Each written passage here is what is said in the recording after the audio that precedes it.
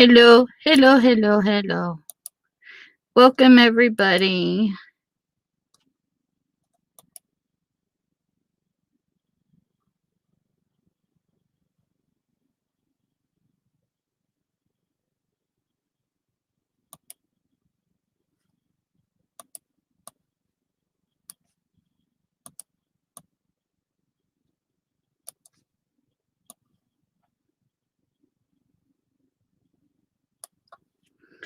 Okay, let's see here.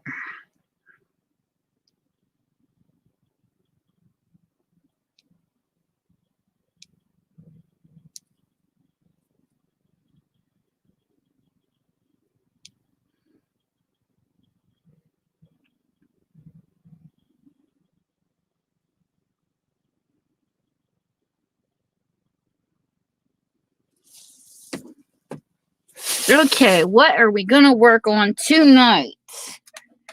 Whew. I could either do, I think I might start in this book. I got some things I want to add. Let me see. Make sure this is looking good. Okay. I might be a little foggy over here. We've been having storms like crazy the past 2 days. Let me adjust this a little better.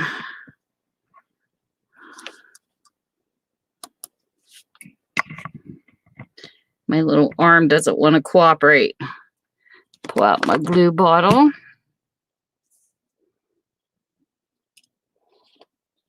Okay. Crafty Wednesday. Hey, Sandy. Are you being a good girl?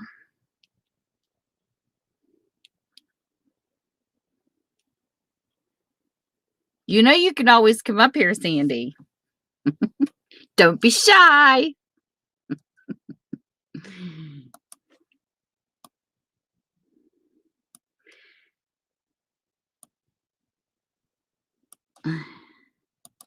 I'm working on my alphabet card still, but I want to add some items to this that I come across while I was cleaning. Yay! You're not being a good girl. You being a bad girl.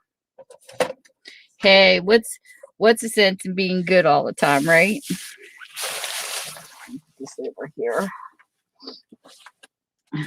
Get to scooch in closer.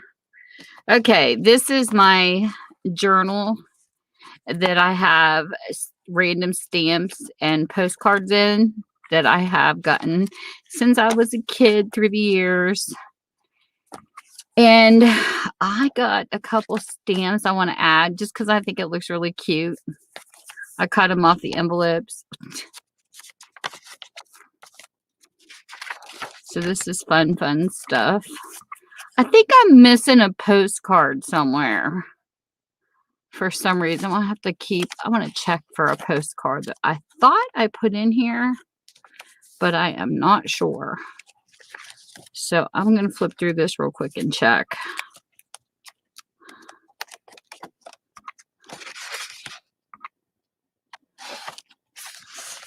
Students, jumpers.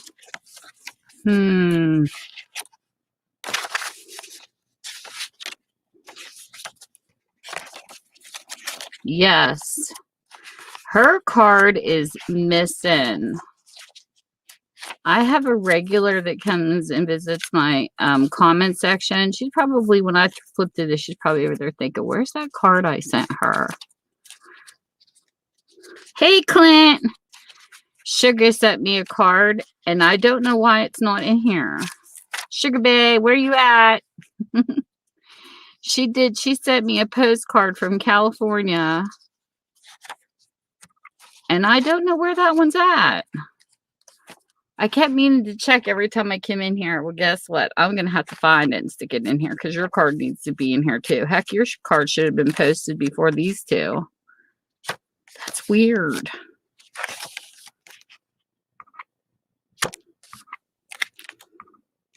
Jeez. I thought I put hers in here. My YouTube buddies. I think she sent me a card. I thought she did.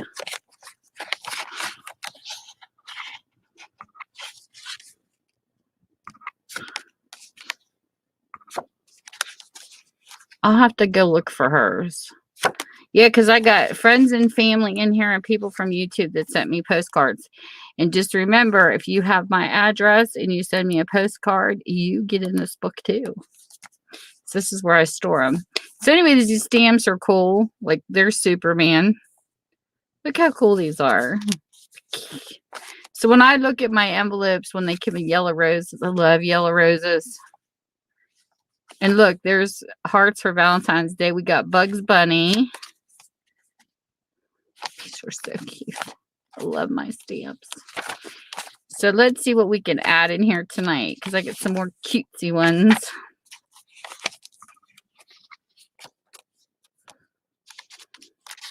I thought I had all my postcards in here. I guess I don't. I have no clue where it's at either. I'm terrible about laying mail around, not picking it up. This here isn't from anybody. I think this was just a souvenir card. That would be cool. I would love to have one in here from every state. That would be awesome. So far, I have, let's see here. See the postcards I have. I have this one from JD. This one came from Australia. This one here was when my friend went to Walt Disney. My friend growing up. My friend Wendy. We were neighborhood kid friends. So there was Walt Disney in Florida. And then this was from my grandmother. You know, my grannies know I like my horses.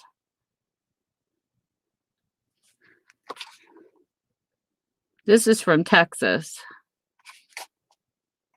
Yeah. This one came from Texas. This one, of course, Tennessee. This was when my friend Wendy went to Tennessee. She got to go there before I did. And then this one was from my grandmother. Yep, that was from Tennessee. Another one from a granny. I have this one in a tuck pocket over here. And then this just was random that came with the journal. This journal came from Australia too. This was from JD.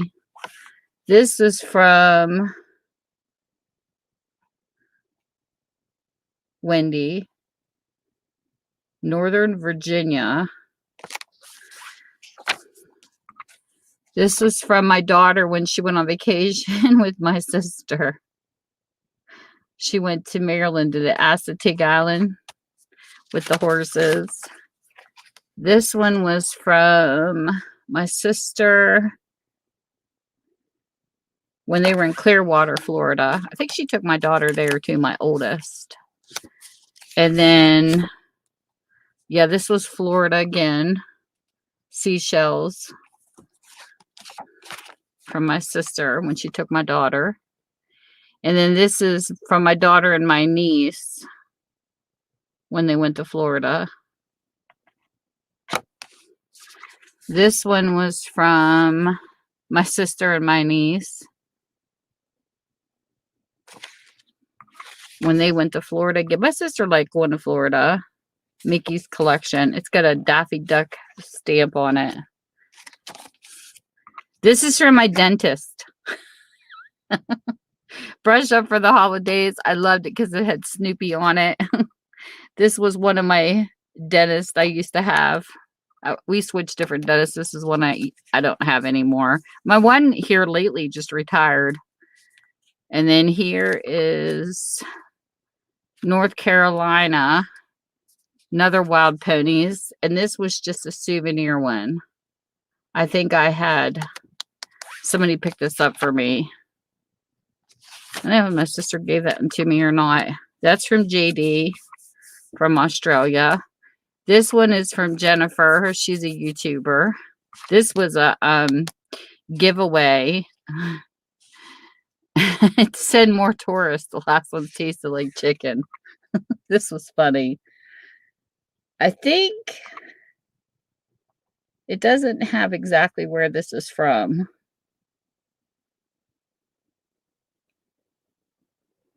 Like the state. I think it's from Michigan or Missouri. I don't know. One or the other. I can't remember. And then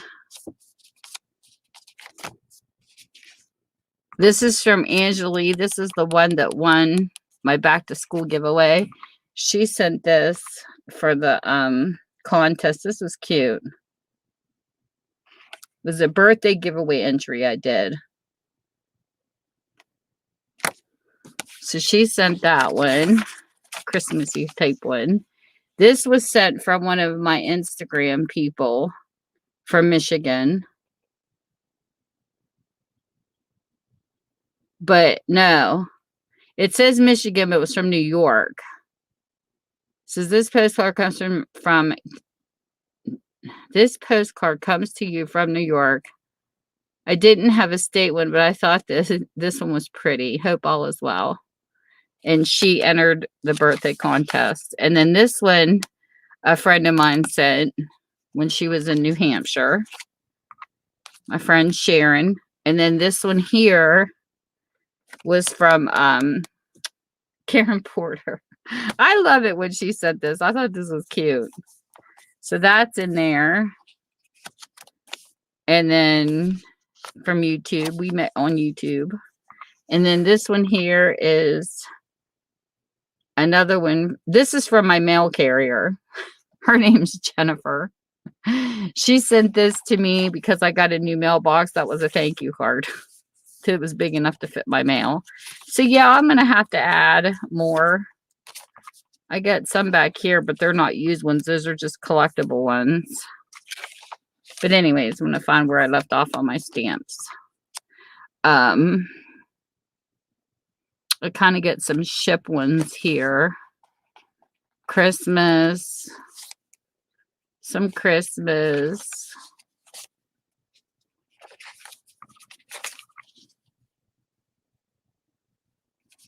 See what page I want to put some of these on. Maybe we'll go back. Yeah, this was a collectible stamp collection too that I stuck in here.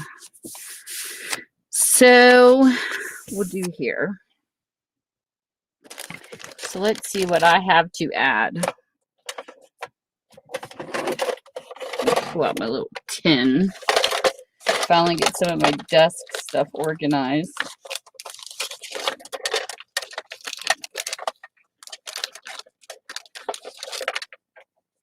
Hey, what are you doing, college? You hiding under another ID. You rotten me and you.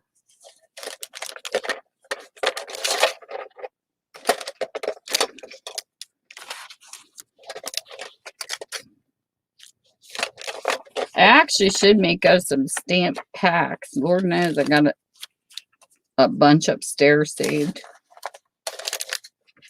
Just try to get them all in one place.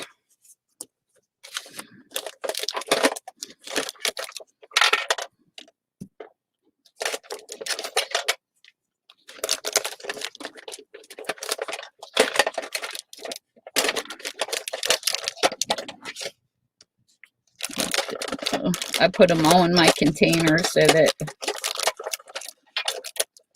I could just pick them up from here.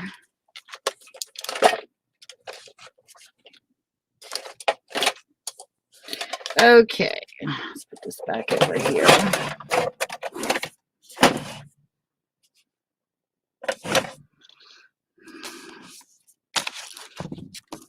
This one here is just a printed prepaid stamp. I liked it because it was blue, of course. See, this is how much I love blue. I even drink blue.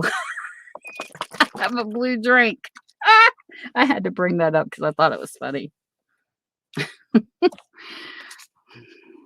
I shouldn't even be drinking it, but I'm like out of some of my flavored stuff right now and I didn't feel like drinking water. So I stuck a Hawaiian punch powder drink in there. My daughter does it for her kids sometimes when they're out running around. So I bought some. They didn't taste too bad. They come in little packets, and all you do is add it to your bottle and you shake it up. Real easy flavored drink. Okay. So we're going to do this blue stampage first. And I'm going to stick this up here in the corner because this page is going to be 4 stamps. And then, gosh, no, what I have stuck over here. That's a Christmas decoration. Looky what I got. Look how cute this stamp is. It's Scooby-Doo. I love my Scooby-Doo.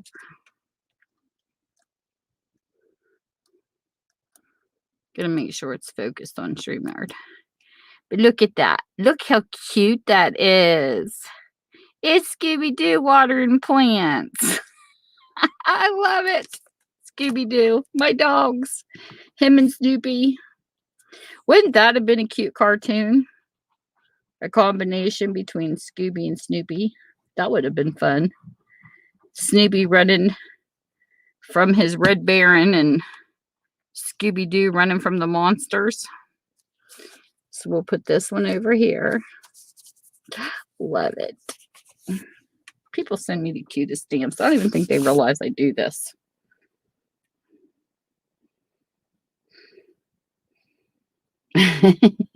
You're creeping all over my page. You're so funny. You're silly, silly, silly goose.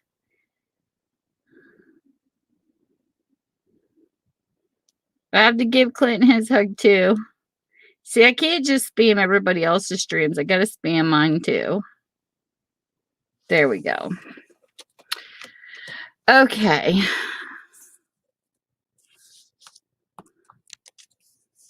Then we have the American flag. This one here is different. It's a mailer's postmark permit. That's kind of interesting looking. Business, birthday cards, Christmas cards. I just pluck stamps from anything. I cut them out, and what I decide that I like, I'm going to stick in this book, and what I don't, I'll just put it elsewhere. Trying to get a variety sticker book going. I just got glue everywhere because I like being messy. I was having craft-a-lanches and book-a-lanches. All that happy stuff.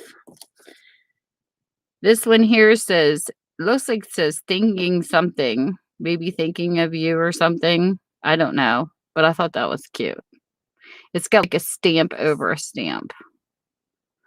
That's different.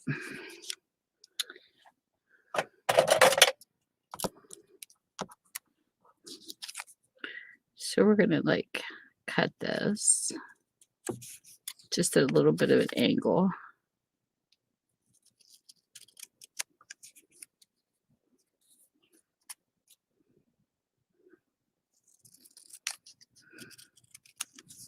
You turn this around. Pretty cool. Like it. One thing weird about fake nail. I feel like I can't pick up stuff. Okay. We're going to set you aside for the moment. Glue you in here.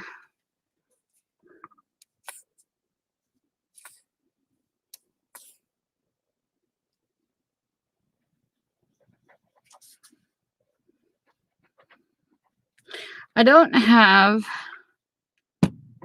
a lot from different places on here, but these ones I thought were cool because these ones kind of are. This one says Cleveland, Ohio. It's got a different color stamp on it.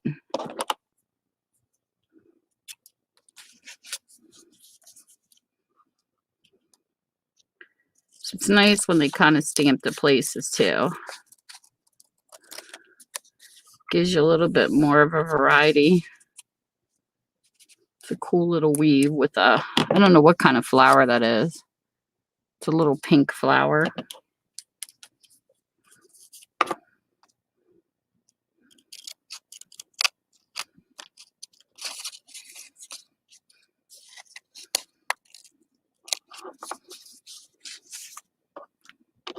different.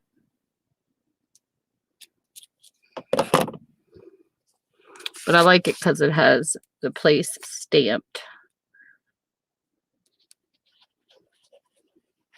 So we're going to add this one.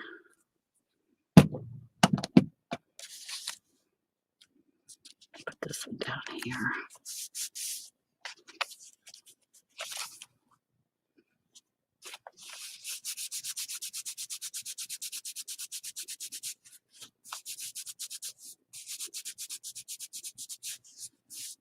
Nice.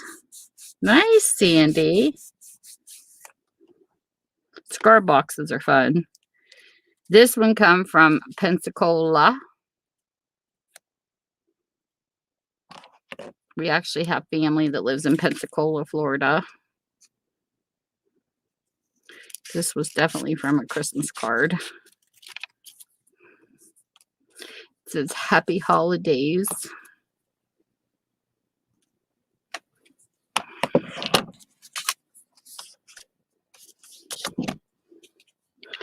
Put this one here.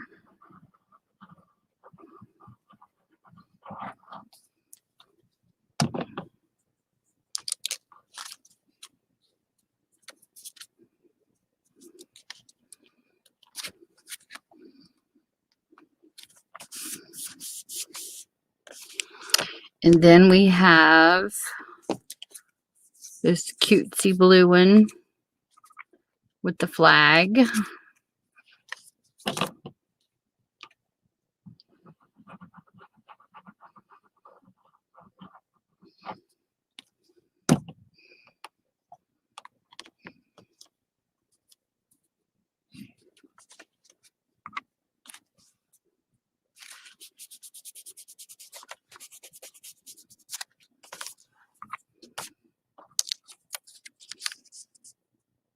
Might be too long, but that's okay. We'll find another place for it. Here's a yellow one with the flag.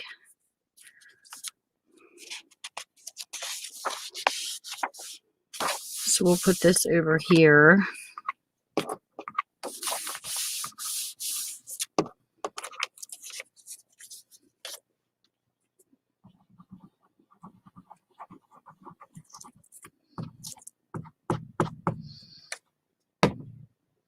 Oops, I need to lay this bottle down because the glue takes forever to come back out.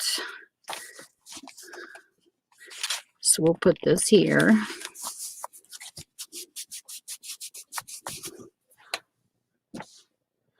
Hey, Noni.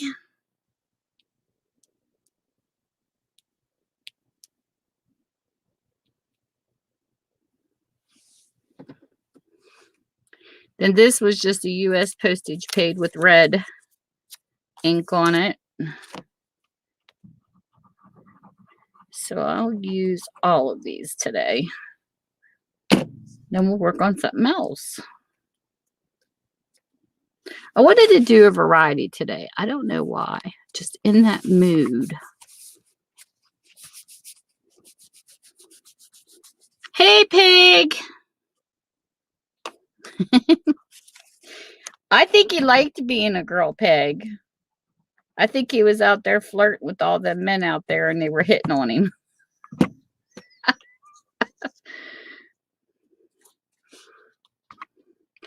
I actually have calendar girls. You know, the old calendar girls. I don't know why my dad dropped them off. I haven't got rid of those calendars yet. I don't sell on eBay, but they need to like go to somebody on eBay. But they're not the retro looking calendars. They're not that far back. They're more like photographs, and they're the tool girls on the tool calendars, but they're dressed like, I don't know how to explain it. You just have to see the calendars. I put them on my live sales, but nobody was interested. I guess they were too much for YouTube. But some of the envelopes weren't even open.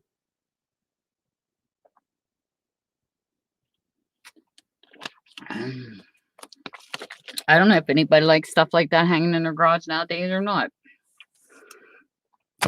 So anyways, that is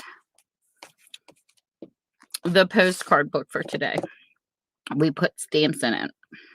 It says postcards, but I also have stamps so people know that there's both in the book.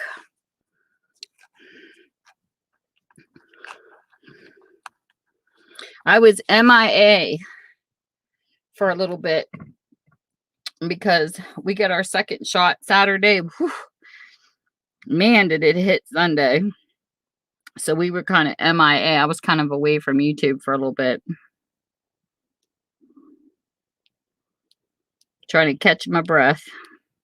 We slept most of Sunday.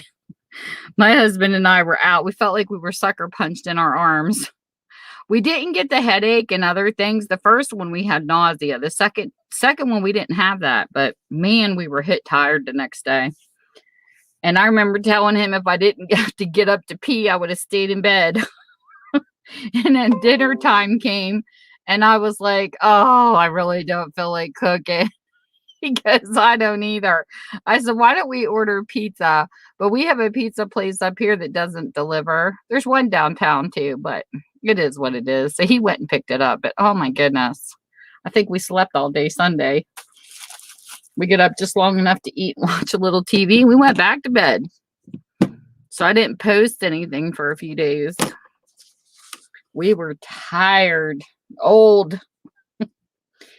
Okay, the second book I have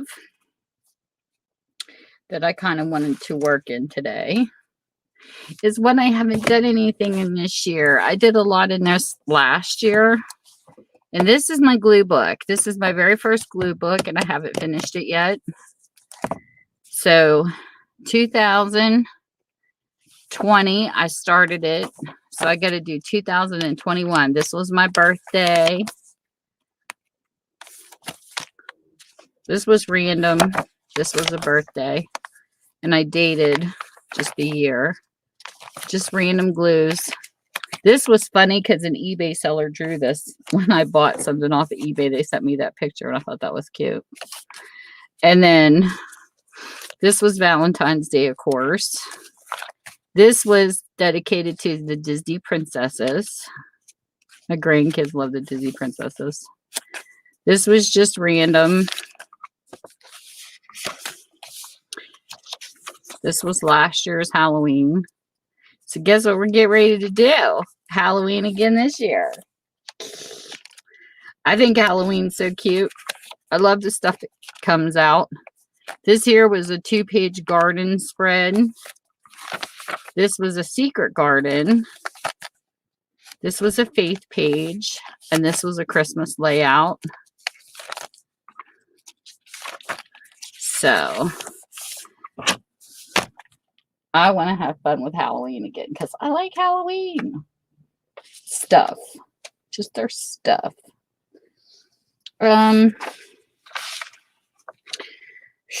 What color page? Do I want to pick black? Or do I want to go with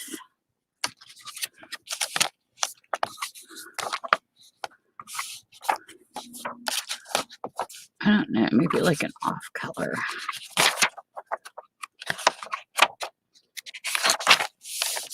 We'll go with this yellow. I kind of like that page better. Okay, so we're going to use those scissors to hold it down. And then my memory keepers, which is my favorite for this page here.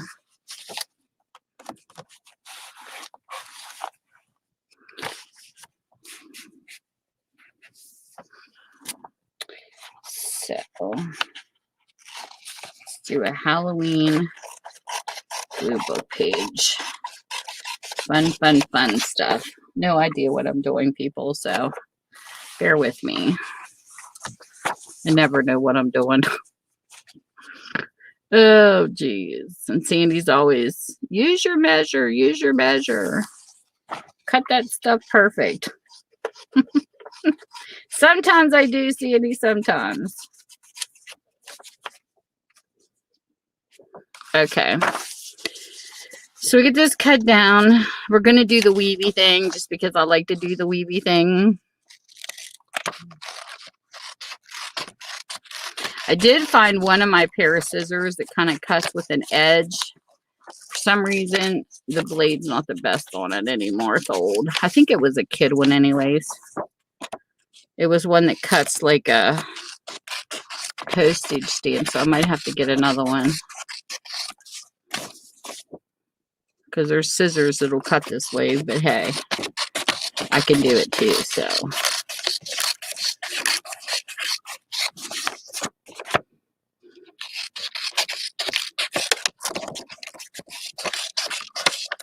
Come on, quit fighting me. There.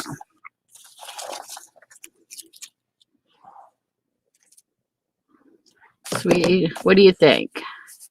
Does it look better on this color of a page? Because I don't want to go too dark. Yeah, I like it better on this page. So we're going to do Halloweenies. Halloweeny, Halloweeny. I don't have any of my shape punches down here, but that's okay. We'll wing it with something else.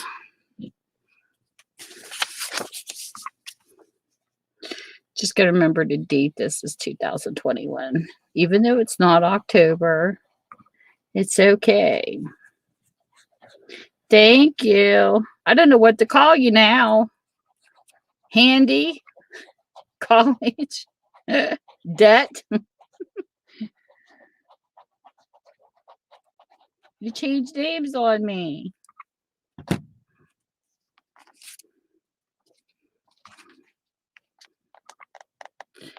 So we'll put this here. I have one picture I want to put on here so bad, but it's too big. Look how cute this is.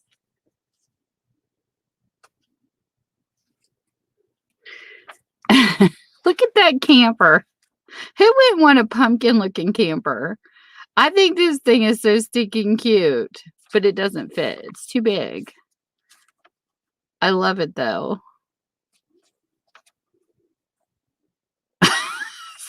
Stud muffin. Oh, please. You're so silly. Isn't that a cute camper? That's like the cutest camper ever. I don't know what I'm going to fit this in yet, though. So I found this and I thought it was cute. It says trick or treat and it's got the witch's feet. I love advertisements around the holidays. These people in magazines come up with the cutest stuff.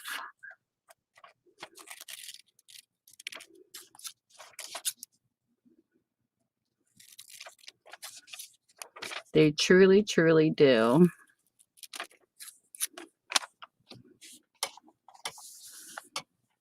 See what we can get in here. Move out of the way. Pieces of paper.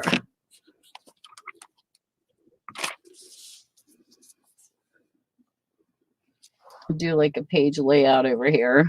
I love this ghost. This ghost is awesome. He looked like he's trying to scream for his life.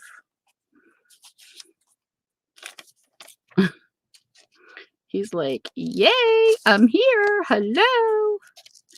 I'm going to yell at you. He's cute. This is Handy trying to get attention. Is this you screaming I'm a stud muffin?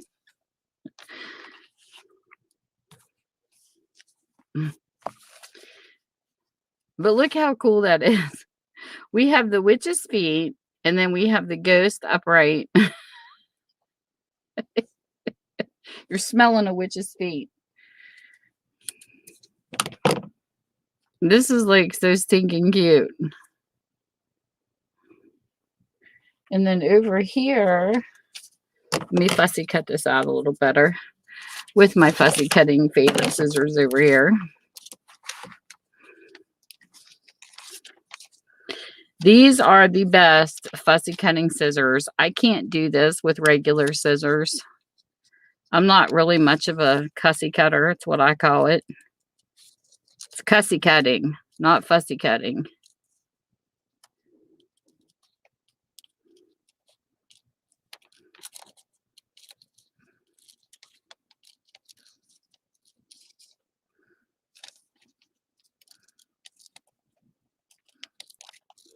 Let me cut more off of this. I kind of like this part of it.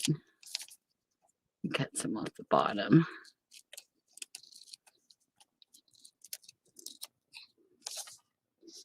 I like that just like it is. To have a little welcome right there. That's cute.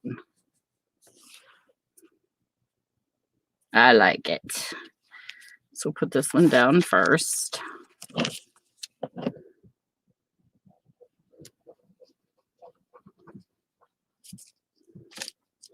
Wish I had my crafts I made last year down here. They're upstairs in my living room. I can't wait to get all my crafts in one room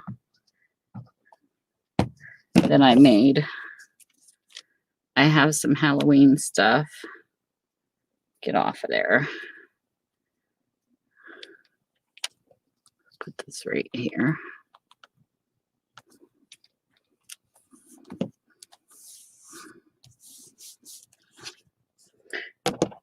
Move some of this out of the way. My little paper clippings over here. They're sticking to my mat. Come on, get a hold of it.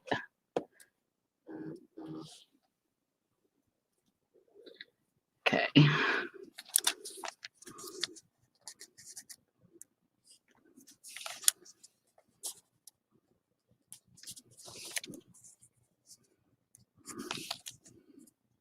Put him right there.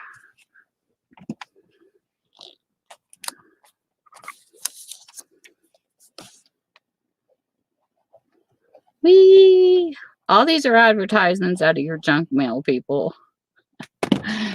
This is what we call upcycling craft stuff.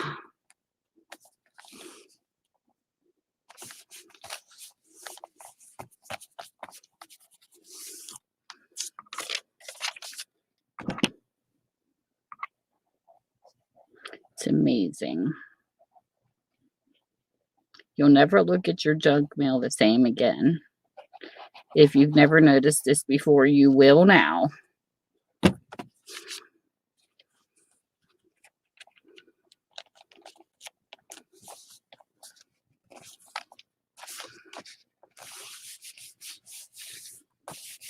That's cute. I need something that says Happy Halloween. I don't know if I have it in words. Sometimes I find it. I could always add it later. My word pile. I don't have anything because I think I used it last year. But I'll look for it. But that's cute. I like it. So we need to put like a banner up here. And then down here, we will put 2021. Seems so weird. 3 years are flying by so fast. I can't believe Christmas is right around the corner again. All my grandkids came to visit me. Gotta share a story. My daughter cooked for us tonight, so I don't have to cook anything. I'm like, yay! And they're getting ready to go out of town, so they had extra girl food they didn't want to go to waste. So I said, okay, we'll take it. We like the doggy bags. And my grandkids come in here. The Christmas stuff is sitting right in it. I started Christmas shopping early because they have a lot of deals when it's not around Christmas time. Hint, hint, people. Always start like in January looking for stuff. You'd be surprised. So my daughter found this one thing. It was in the clearance section even. She says, oh my goodness, I can't believe this is on clearance. She's because one of her kids wanted it. It was like dolls because it's the 3 girls right now that I'm buying for. And they come in the house. There it is. Their Christmas stuff was right in front of them in a tote. And one of her daughters going, what's that? One of my granddaughters, what's that, Nan? What's that? And I'm like, oh, me and my daughter looked at each other. She says, Nana does giveaways on her channel. So they think it's for my YouTube people. Talk about a quick cover up, people. Let me tell you. Oh my gosh, that was so funny. So I had to put the tape back in the bedroom and hide their stuff.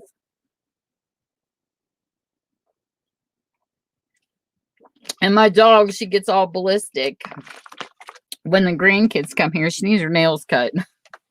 So I was hoping she wouldn't jump on them and tear up their legs. She was good though.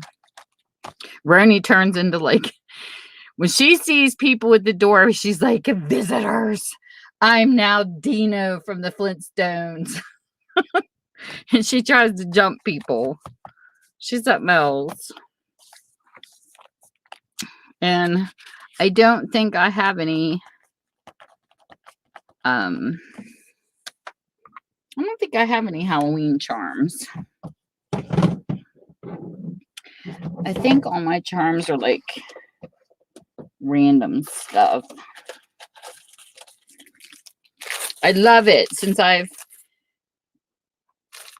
moved some stuff around and I'm starting to organize. I can find some things a little better. And I was rambling on to you guys about how I buy drawers, and I have a tendency of putting stuff in front of them. Well, I kind of solved that issue. Instead of putting them on top of the table, I have them under the table where I can actually reach down and just grab what I'm, the main stuff I use. I can't wait till my craft room's done so I can do a tour. You guys can have a live tour. Because I got to figure out how to get my phone to turn around.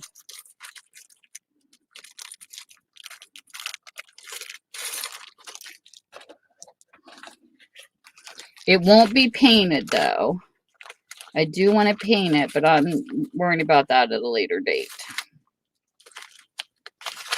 I just can't wait to do a tour of how I have everything set up. Because it's not an idea from Pinterest. And it's not an idea from IKEA. It's not an idea from another YouTuber. Well, one thing is, I can't say that. One thing is, because I was trying to figure out somebody that was like me in certain taste, but the rest of it is all me. Exactly how I want my craft room to look.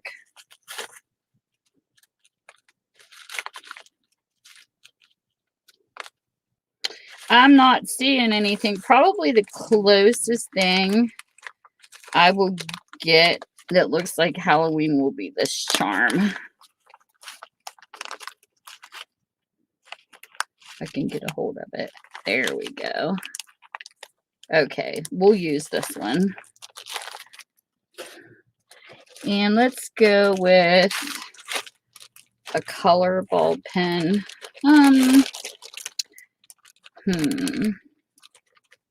We get a bunch of different colors mixed in there. So how about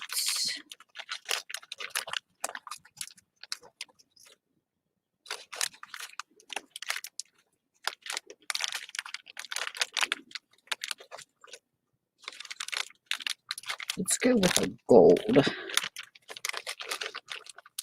Should give it a little bit more color. And we found a cute little kitty cat charm. Look how cute that is. We know how those Siamese kitties can be little wicked things. The we are Siamese, if you please, on Lady and the Tramp. So we're going to hang a little kitty on here. We'll put it right here so when I get the banner, it'll hang under. Love putting charms on pages because I just think they're so cute.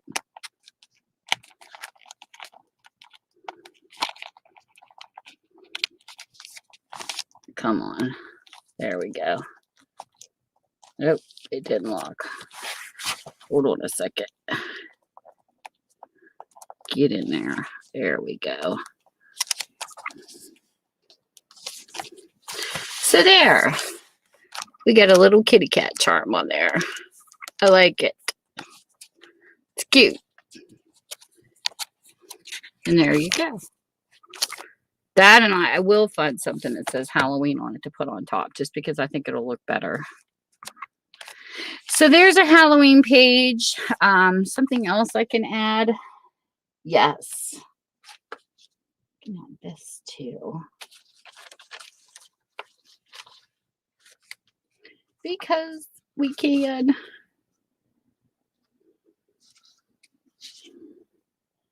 If I decide not to find a word, let's see what this looks like.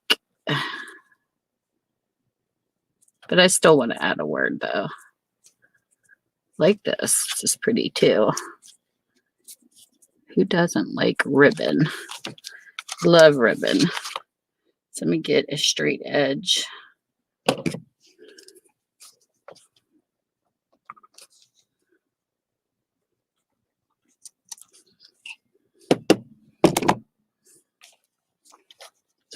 Right here.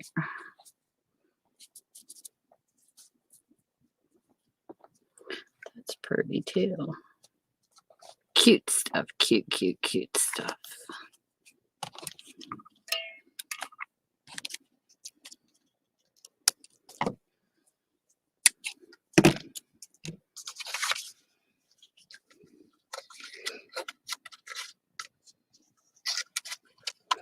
Alrighty then.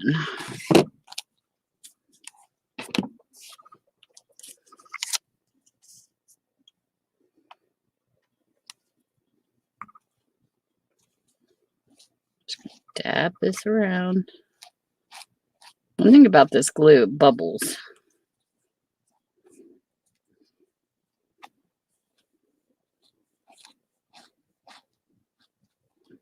I love Aleena's glue though.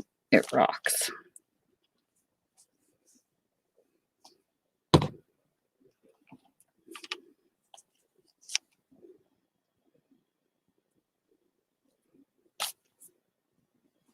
Come on.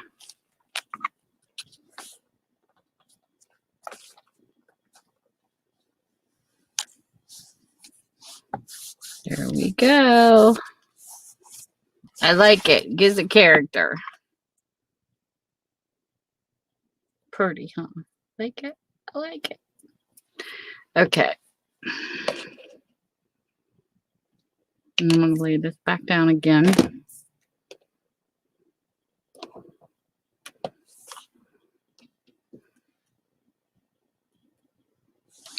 Put that little piece in the garbage. And there we go. Let that dry a little bit. That's cute. Very, very cute.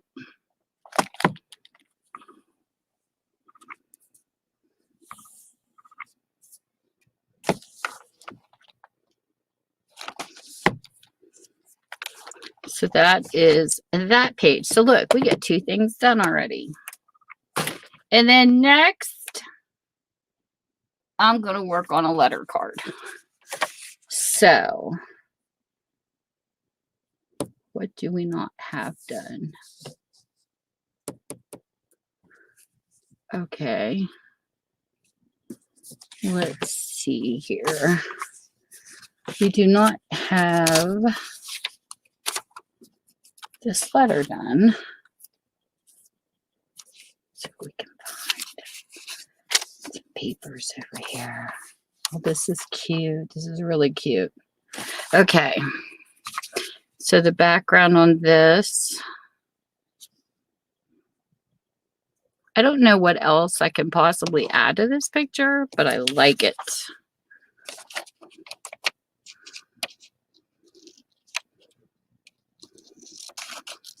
Let me do this for quilt. We're going to do the letter Q.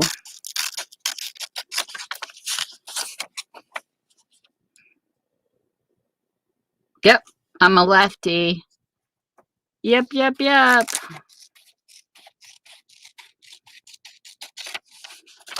I'm a southpaw. I'm like my mama. And I have one granddaughter that's following her footsteps. Out of my 6 grandkids, there's one of the twin granddaughters, Livia, is a lefty too. It was funny when I first watched her using scissors. I told my daughter, I said, she needs help. Nana's going to come teach her. She had her arm because she was watching the right handers. It was too funny. She was cutting like this from the top down on her paper. I'm like, oh my gosh, it's got to be so uncomfortable for her hands. So I had to teach her how to cut. But when I learned left-handed writing, I didn't get taught like a lot of kids. You know, I watched, like, I have a cousin. She's a left-hander, and I'll tell you, she's got the most beautiful handwriting. Whenever I get a card or something in the mail, I know it's her. As soon as I see the handwriting, and my friend Lori's the same way. But I was not taught to write upside down and in like some of those beautiful handwriters do. I had a right-handed teacher when I started out. So see how I'm cutting? She literally held my hand this way, and she taught me to write straight up and down.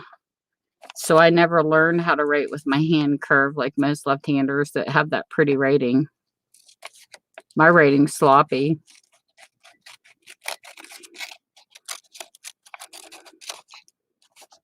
But my husband's writing is sloppier.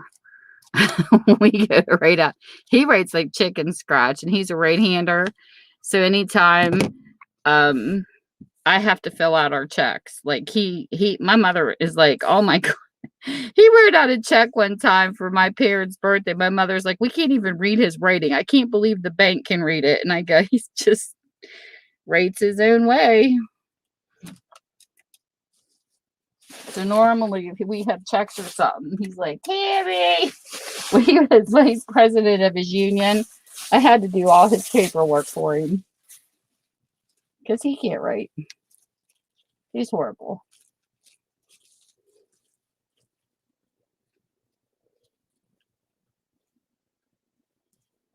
But it's all good. I don't mind it. I used to have pretty cursive. But my hands shake too much now. It's an age thing, I think. Let me get some of these pieces of paper in my recycling garbage over here because I'm not going to use these again.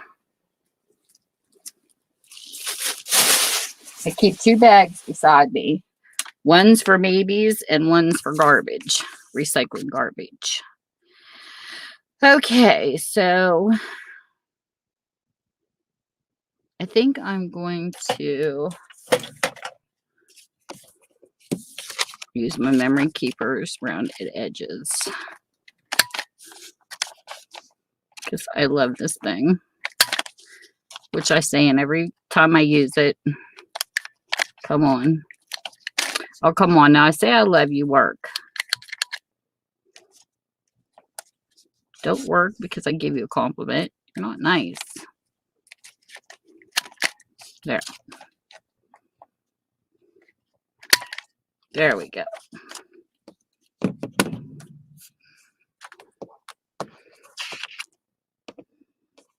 Come on. Quit flying off of there.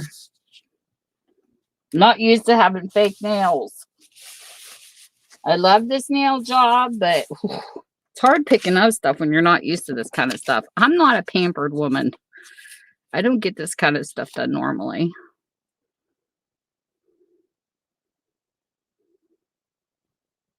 I like that. That's really cute.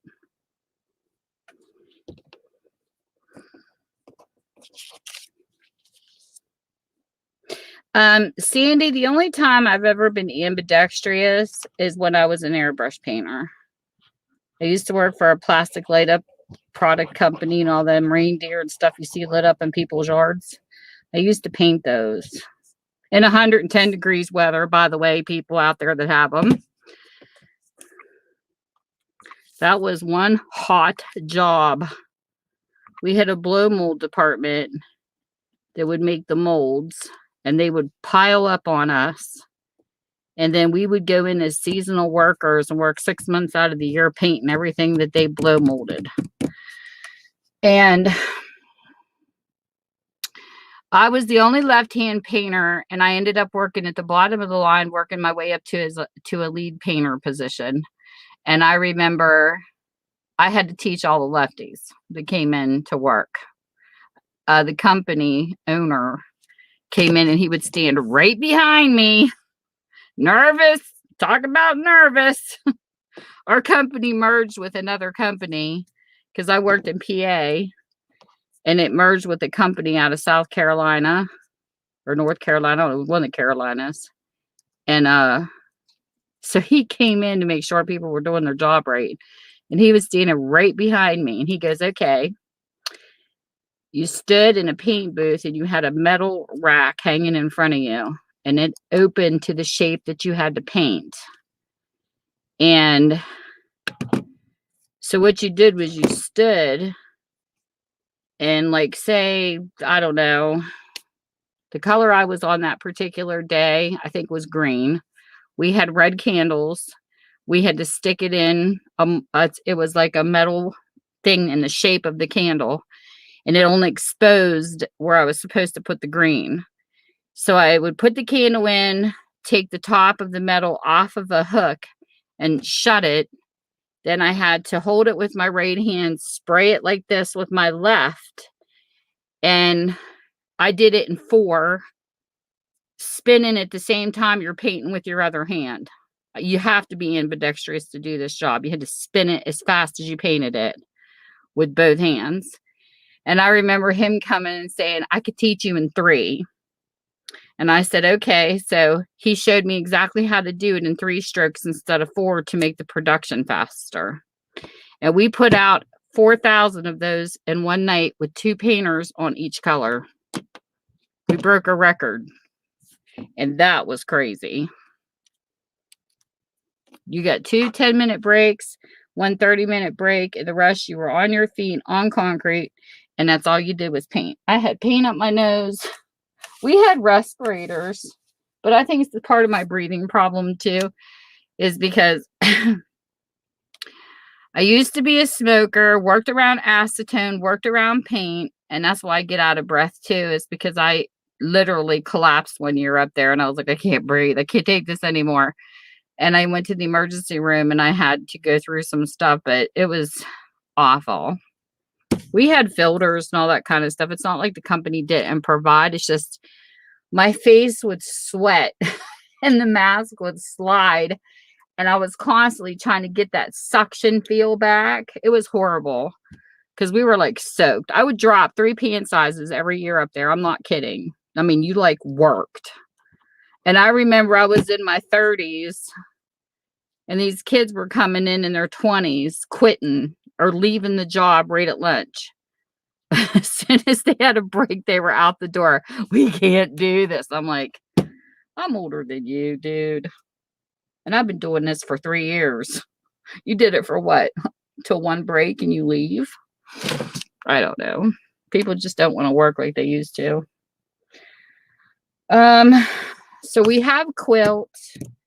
I don't know if I have anything else to add to this. When I think of quilts, I think of fabrics and all this good stuff. And I really don't want to cover that because that's pretty. But I could add, I guess, a couple little decorations up here in the corner, maybe. Let me see what I got.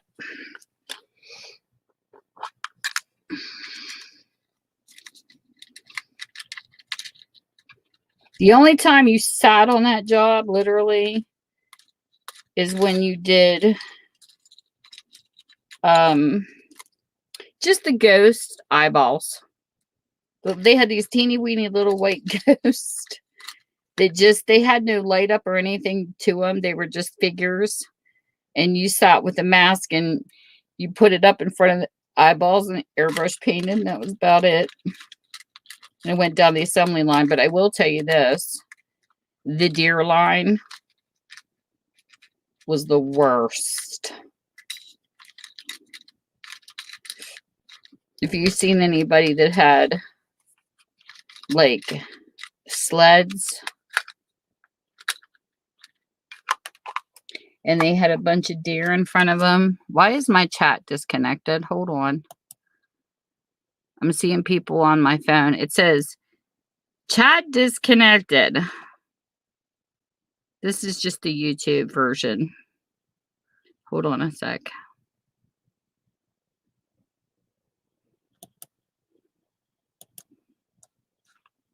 Okay, now you're back. I got everybody in live chat too. That's weird. Hey, Anjali.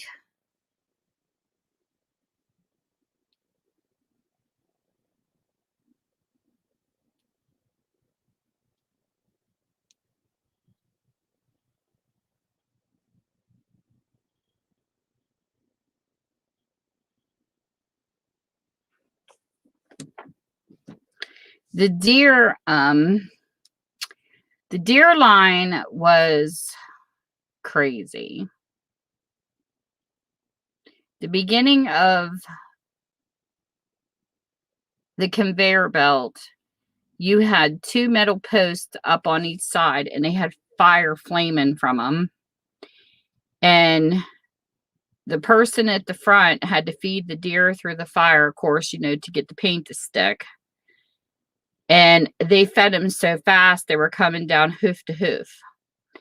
The lead painter did the white, which I've been in pretty much all the positions of the colors. But this particular day I was on red. Whites first. You do the tail, and me being a left-hander, all the masks were set up for a right-hander, and it was really hard because I had to bend my hand back, swish down the tail, come across the belly, and then come up the front of the chest of the deer. That's the white part of it. That's all the mask exposed.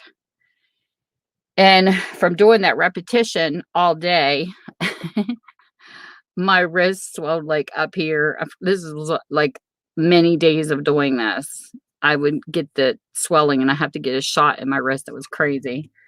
But I never said anything. I just kept working. My boss come back and she was like, "What the heck are you doing?" When she saw my wrist, she about died. She's the one that made me get it taken care of. And I told her, I said, "Listen, I have kids' school clothes to buy and Christmas. All that money came out of my paycheck, not my husband's. I took care of the extras.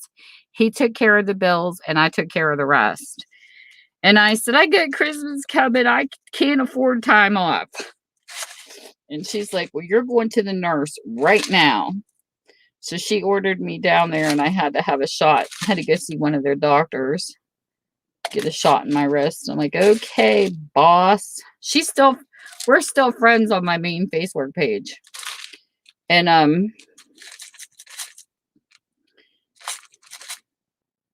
the nurse was even funny.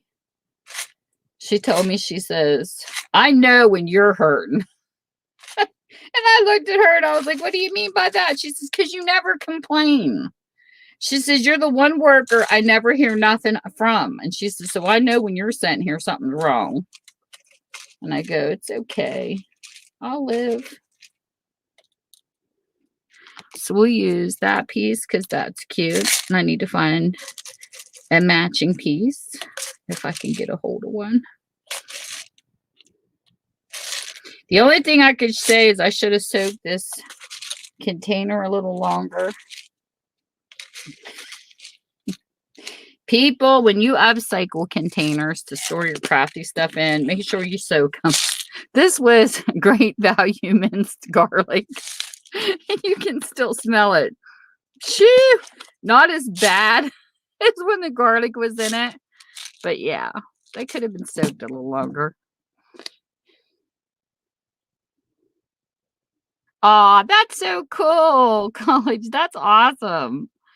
I have a couple of the items that we made when I worked at this place too.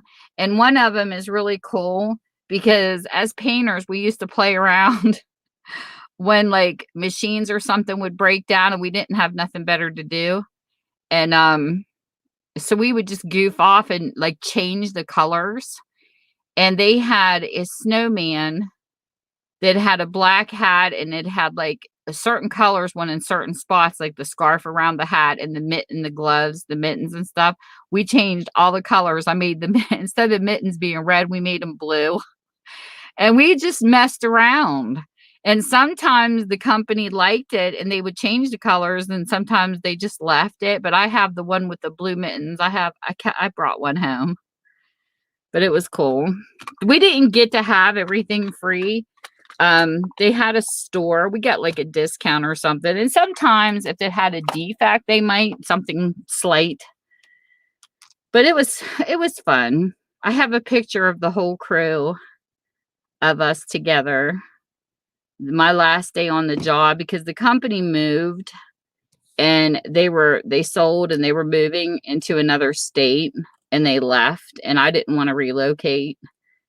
So I stayed here, but we decided to go out to dinner and have like a last day together, and it was a lot of fun. All I know is when you work in the poor, hard labor places, you make some of the best friends. You really do.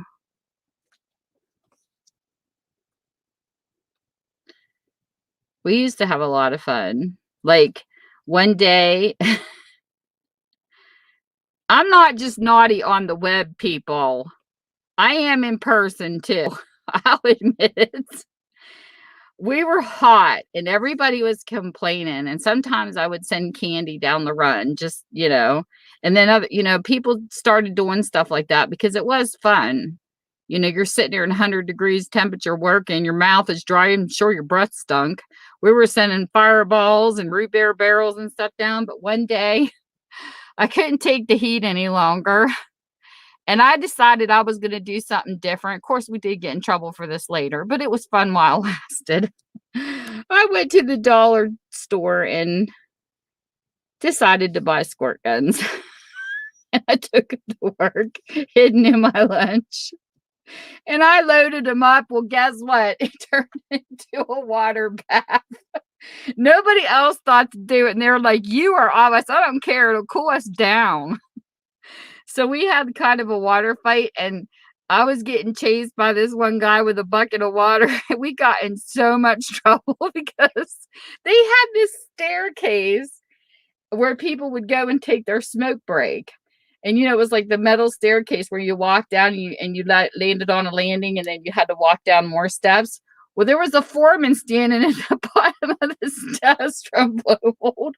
And he had a clipboard with all this paperwork in it. And when Patrick chased me to the steps, I moved out of the way right in time. Well, guess what?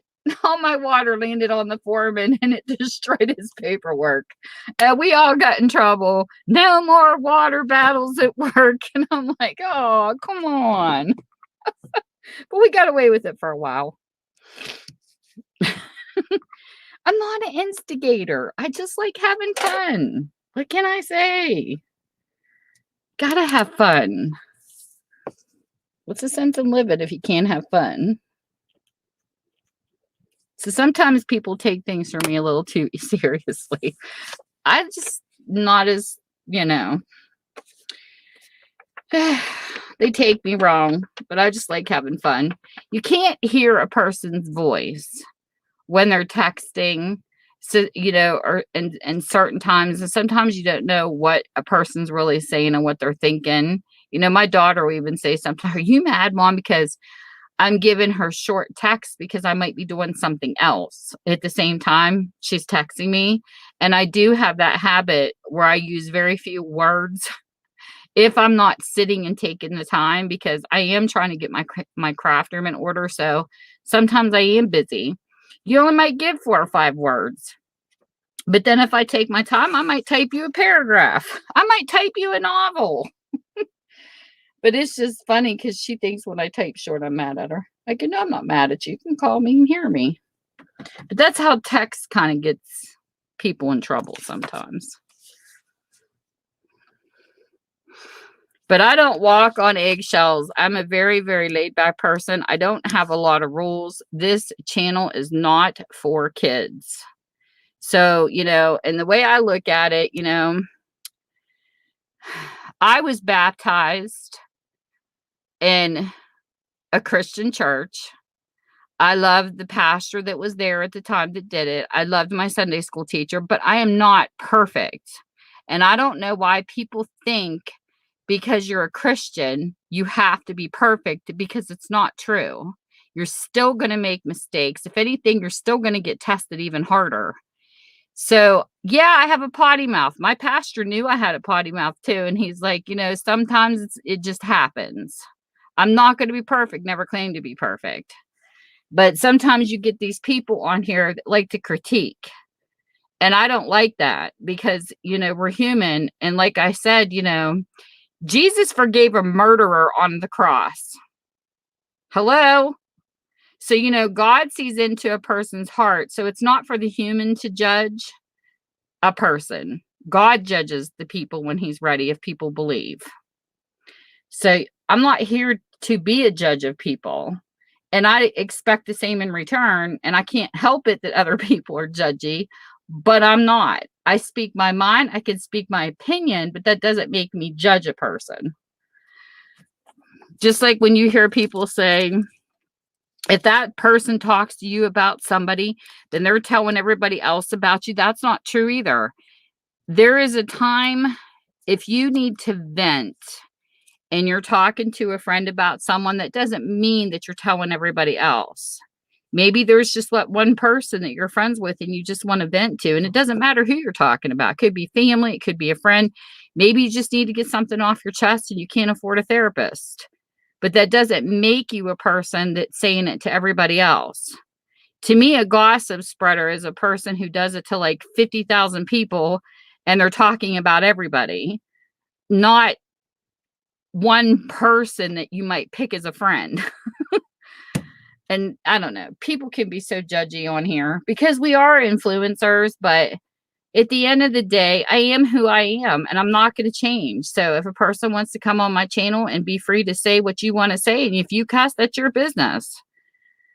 You're free to do what you want because that's your persona in my eyes. Just like I was talking to a friend earlier and I said, what if you have a friend who's looser than you? I mean, there's so many things to take into consideration before you judge people. What if you have a friend that sleeps with everybody? She has sex with everybody, but you don't. Just because you hang out with her and she does her thing, that doesn't make you, because I'll hear people say, well, the people you hang out with, influence how you're looked upon. Well, that's kind of sad. Because then that means you have to only have one clique of type of friends. You can't have many variety of friends. How about if that friend of yours was molested or raped when she was younger and she never got over it? Maybe that's why she sleeps around, is because she has a problem. Maybe she's not a slut at all. People judge so harshly. It kills me. And I just don't. And all my friends come from different walks of life. And sometimes I get judged for that. And it's really sad. Because, my husband sometimes, he sits and asks me questions all the time about the Bible and things. I said, read it yourself. How you interpret the Bible is how you interpret it. I'm not a guru where the Bible's concerned. But my biggest thing is to people is this. And I seriously feel this way. I don't care if you're racist. I don't care if you're a homophobe. I don't care what you choose to be. But just remember this, when we have a catastrophe, I don't care if it's a tsunami. I don't care if it's what happened. It's September 11th. I don't care if it's a tornado. Do you stop and really ask those people and do a checklist? Are you homophobic? Are you gay? Are you this? Are you that? When they're trying to save your damn life? Because I sure don't. So this is how I perceive people. It doesn't matter at the end of the day. If you're paying your own bills, you live your life the way it makes you happy. Because at the end, the only time the United States is united is when we have a catastrophe. Because of the rest of the damn time, everybody's too judgy and we're the divided states. And that's my passion and how I see this country right now. Because when politics happen and all this other stuff happens, everybody can't shut their mouth and stop fighting. But when we have a catastrophe, we pull together. We bring clothes to people. We help people. I just wish our country could be like this all the time, because I get sick of the belittling. And that's all I'm going to say. And that's what I tell my husband or anybody else that questions me about my beliefs. That's how I feel. You pay your bills, you live your life your way. I don't care if you cuss. I don't care what you do, because to me, at the end of the day, it's your life and you need to live it. It's not my life and my opinion to live your life for you. We have our paths mapped out and we're going to take them. Whether you fall and become an addict, whether you become a Christian, whether you become a hypocrite in church, because I see lots of them in church. It doesn't matter, because at the end of the day, we're going to live our paths the best way we see fit and live every day to the fullest. That's my personal opinion. So if I influence anything on this channel, that's the opinion I want to influence. Leave people alone. Quit judging. You can have opinions, things you like and you don't like, but it doesn't mean you bash people for how they act on their channels. If you don't like their channel, don't go.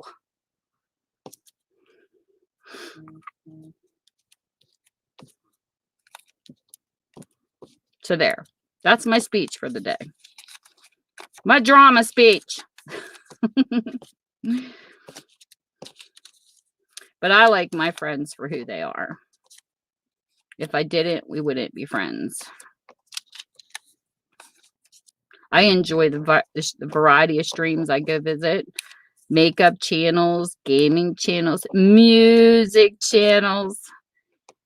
I like antique stuff. I have a very, very eclectic taste in things I like to see and channels I like to visit.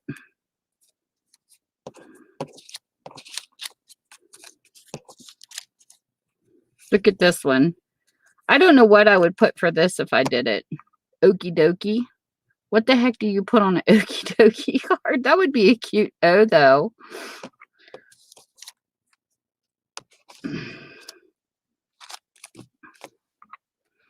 I guess you could put jokes under okie dokie. I don't know. Think of pictures you can cut out of magazines that goes under okie dokie.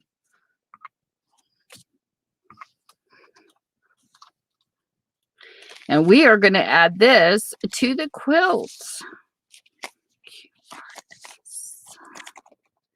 So the QRS. I have these backwards. So we can add another one. I'm getting there, people. I still got a lot to do, though.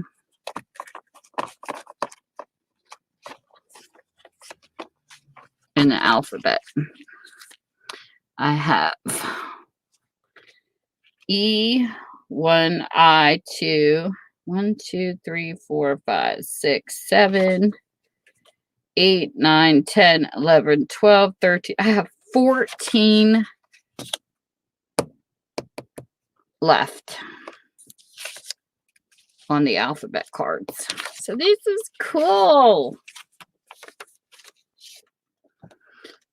I like crafting to relax. I don't know what all your hobbies are. What are all you like as hobbies?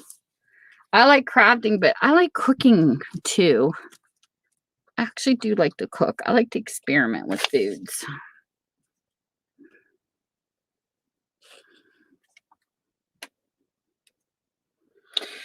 And with all this stuff, I wish I had a junk envelope down here. I guess I could use a little plastic bag.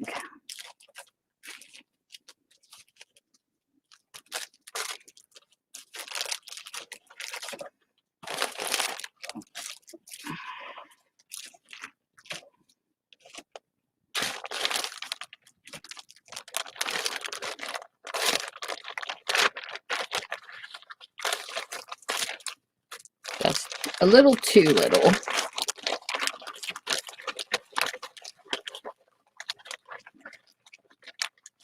Here, let's use this one.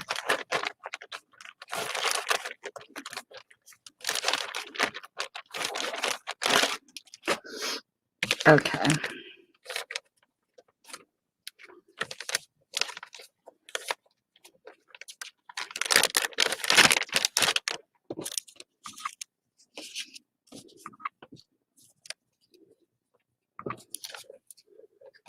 Need to separate my words from my pictures because sometimes it takes me forever to get the pieces.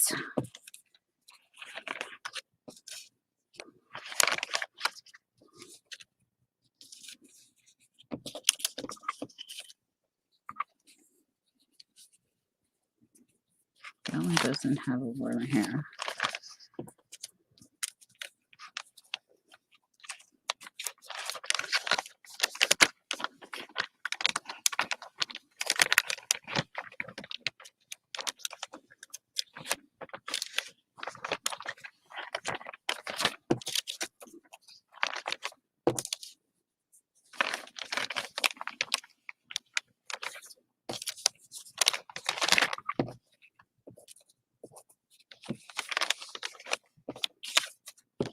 Those are some Christmas items. I need to sort my cutouts. Ooh, there's one that says horses. I did a horse one though already. So we'll save that for something else. And then these can go in my box. Hey, Debbie. How are you this evening? Let's see. Excuse me.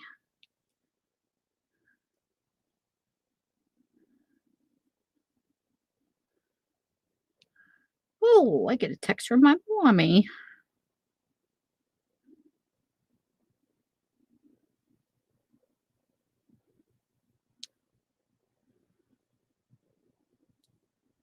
You know, a show I think is really interesting to watch is The Walking Dead. That show is so good. I don't know who all has watched the series in here, but I was impressed. When it first came out, I thought, I wonder if that's going to be like a chintzy show, but it's not bad.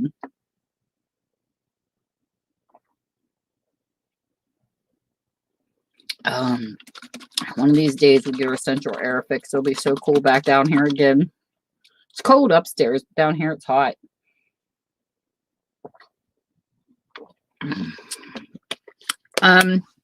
Doing pretty good, Deb.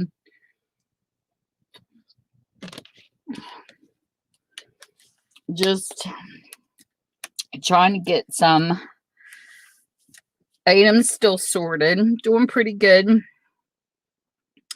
Getting the right kind of baskets and organization down here so far, but I still got a lot of work to do.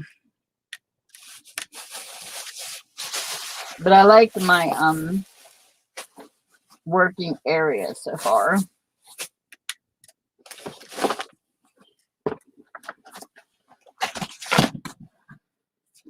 See, this is my shoebox. I got a Skechers for work, steel-toed boot box. I keep all my junk in.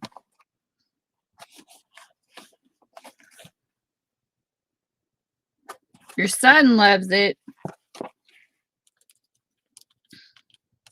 Life is beautiful. Look at that with a little bike.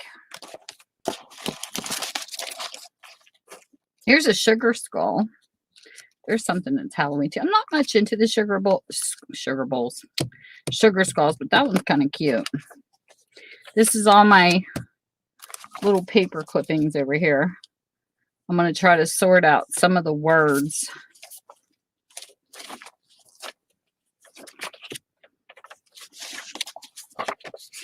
I love fall.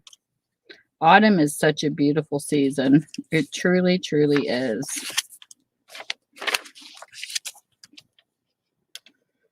What is this? I have no clue what that is. It's different. There's a teapot. Here is a flower. Look at the puppies. This says fall color. So here's more words. Some birds. Koala bears, the butterfly. I love butterflies. Oh, they must have been some kind of decoration things I cut out. Like crystal ball looking things. Or maybe Christmas ornaments or something. There's a flower. It's another flower. Animals stacked on top of each other. Some more flowers. Paris.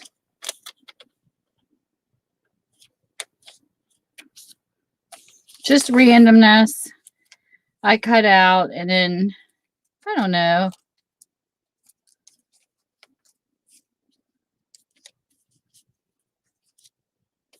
If I decide I'm not going to use some of this stuff, I can always recycle it. I like our recycling center. I make trips to go there. It's cool.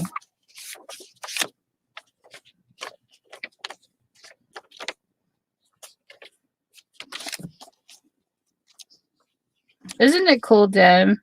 I really love some of this stuff that I find in magazines and stuff. It's cool. Like just shopping magazines.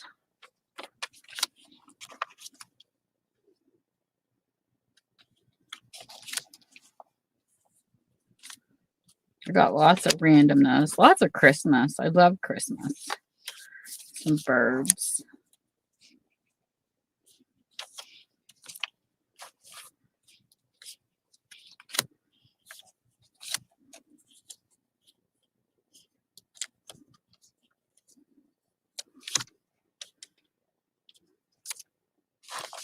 Oh, looky what I found. Ooh, there's some more flags. Those aren't stamps, though. It's like printed on paper. Okay. Heartland. Here's some more words. I just want to separate some words. Now that's cute. I'm not a big cussy cutter. I do sometimes, but oh, it's so tedious. All I can say is you people that do it, amen, because sometimes I don't have the patience, depending on how curvy something is. I love this picture. Look how pretty that is. A true measure of success in life isn't money, fame, or power. It's laugh lines. I like that. My true measure of life is life itself. Making it through all the ups and downs we got to go through. Look at that. Look at that beautiful couple. That is gorgeous. This was in the Philippines. It says, from the Philippines, Eric came via Chicago with the U.S. Army. Their roads led to Rome. That's beautiful.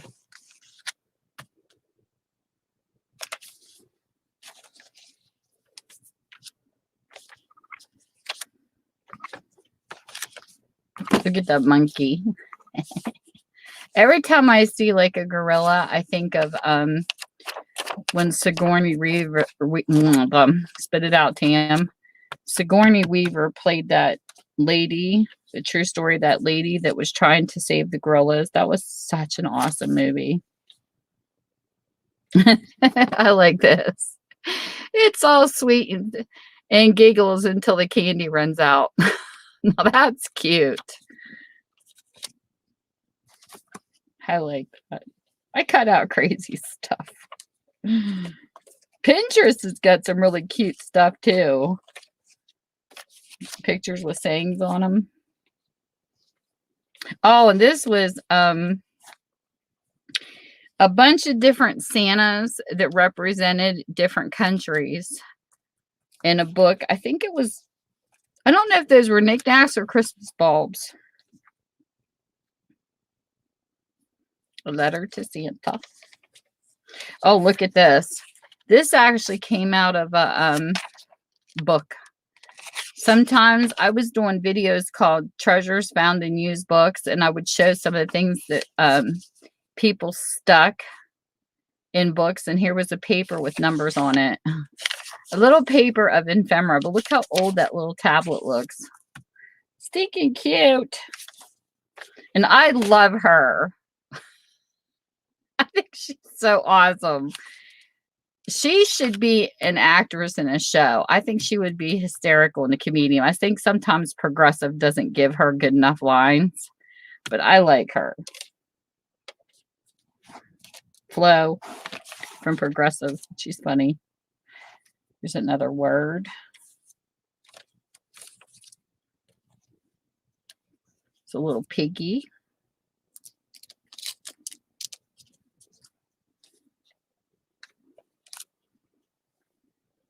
So many books, so little time. That sounds like my life.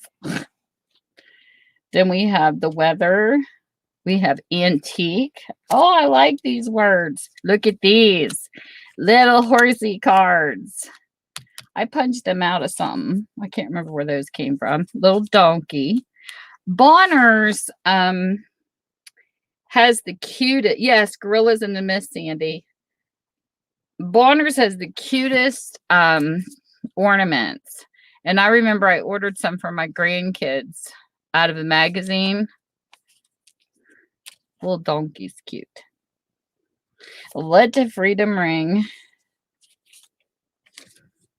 Here's some more pumpkins. Starlight, star bright. Here's those words. Oh, looky there. Witchy boots that are a planner. Oh, that's cute. Then here's an angel and a cross and another angel. There's a horse. Here's some flowers. Horse, horse. Look at this one. This is from one of my dog toys.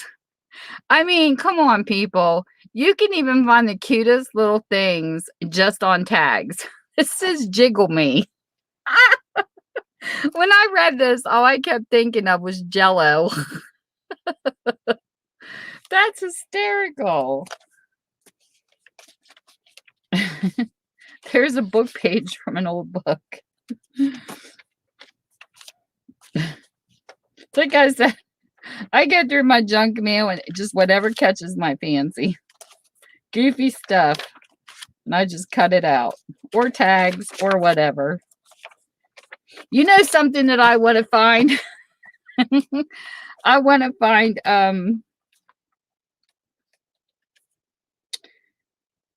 this one here says live simply. That's cute. I need an idea on how to, you know, the phone cards we use to refill our phone services on Straight Talk. I got a bunch of those put back. I want to turn them into tags so bad, but I want to find like a really good way to turn them into tags because they're already got that plastic hardness, so you got that tag feel. I need to think of some ideas, people. Instead of throwing them away. Why? And I'll tell you another thing I do with politics. This is hysterical. How many of you get flooded with the political hard mails? They're just like a postcard style, but they're not postcard. You know, I mean, they're not little like postcards, but you get them big flyers. Vote for me. Vote for this person. But I cut those suckers up. I cover them with paper. And I think those are the coolest journaling cards. And you get them free, you know?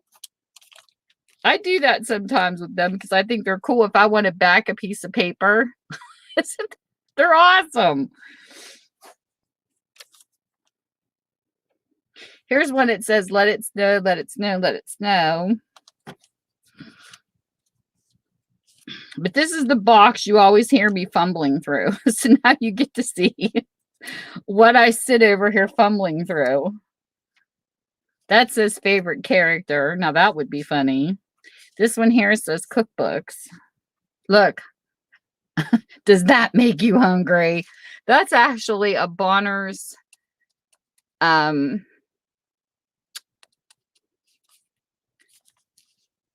Christmas ornament. It's a Dairy Queen sundae. I always go though, and I tell them there's one topping I never eat. They have like chocolate strawberry, and I think it's pineapple. And I always tell them to switch out the pineapple with caramel because I don't like pineapple on my ice cream. I like pineapples, but not on my ice cream. So I have them switch it for. I always ask for caramel topping. Look at that. That's cute. I want one of those in my yard. The only thing I'm always afraid of, though, and I shouldn't really be, but I'm always afraid somebody's going to steal stuff. There's a French Santa Claus. It's a little snowman face. This one says Harvest Home Meals. That's cute.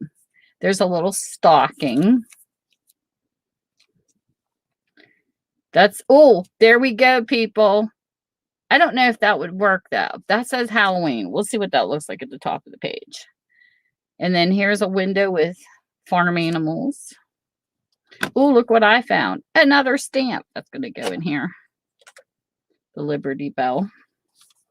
And then this is the Scottish Santa. Then we have a horse. There's a truck. This is the Polish Santa. I love how they have different countries. Look how cool these are. The German Santa. And then there's a little wolf head.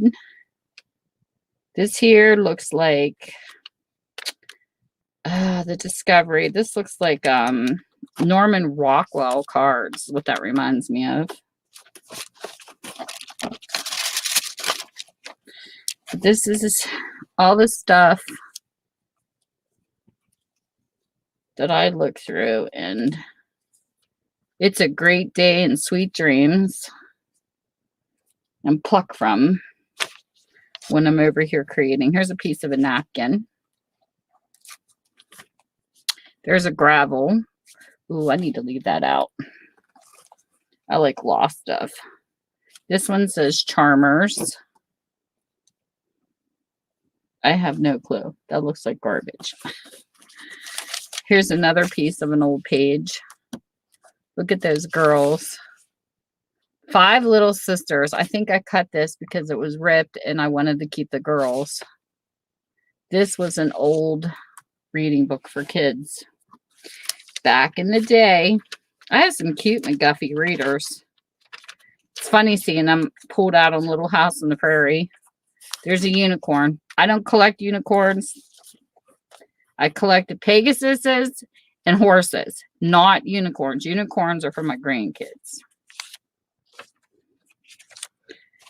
Not a unicorn person. I don't know why, just not. That's the storybooks. One of these days, Peg, I'm going to bring my statue down here of my Pegasus that I've had and show it to you. It is adorable. It's upstairs in my dining room, and I love it.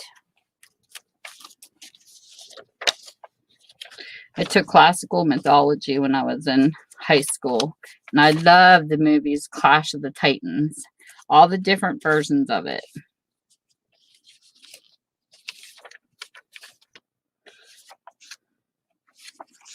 Some mountain scenery and a leaf paper. This is like a fence. Look how pretty this building is. And this is another thing I like too, is I love architecture. This is pretty.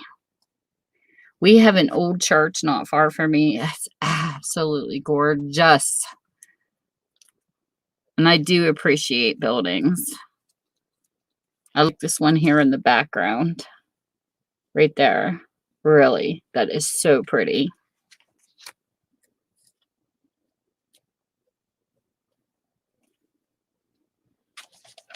And then there's an M on a pumpkin for Minda. Yay! And then here's a horse. This came off of, believe it or not, this came off the same thing. These 2 pieces right here. This was off of, you know, them fuzzy blankets you buy in the store. It's got pictures off of them. I bought a horse blanket for my one granddaughter who she's a lefty, loves horses. Favorite color is blue. She's like my reincarnation. And It's so funny because she loves the same things I do. So we both have matching horse blankets, and I take this stuff off of that kind of stuff too. They have wolves and all kinds of stuff, deer. And then there's a picture.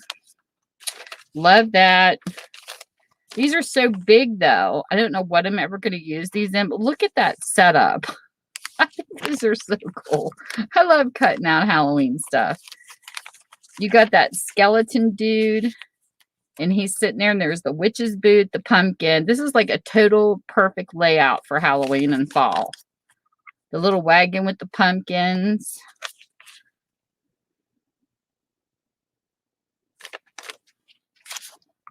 And I'm not much of a city person, but I do like some of the pictures with the buildings and the lights at nighttime. I think that's so cool.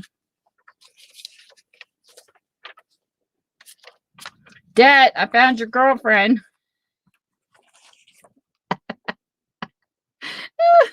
Where's Dad? College debt, get your butt back here. Here's your girlfriend. I'm fixing you up. I'm going to hook you up. There's her picture. I wish Liz was in here. I would say, hey, Liz, I found your pitchfork. She's a sea creature. Here's an owl. I gotta pick on Dad. He's funny.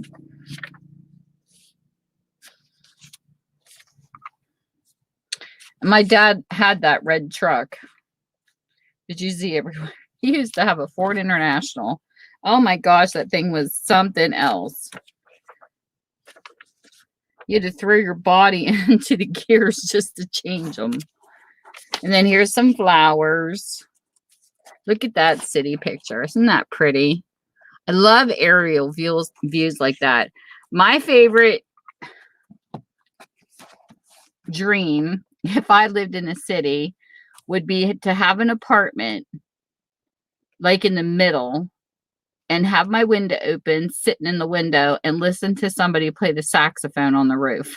That would be the perfect, just the perfect city situation for me.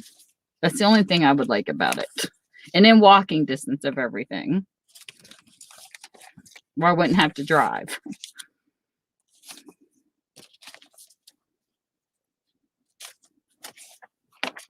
And I love this one too. Look how pretty that is. This reminds me of a grandpap and a grandson just running down the road after having a really fun day of fishing. Love to fish.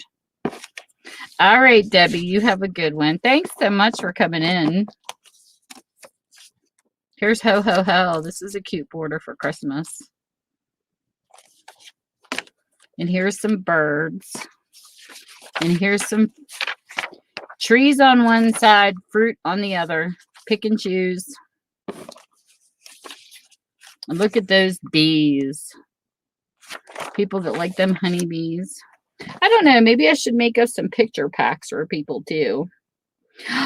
Diva! I had to kill some spiders. It was horrible. There's the word wicked. Put that over there. Oh, woman. What am I going to do with you?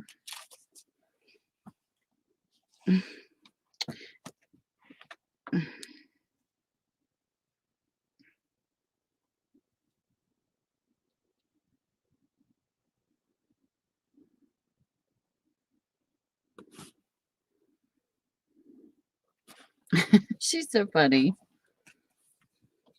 And look at that cat with them yellow eyes. That's so cool.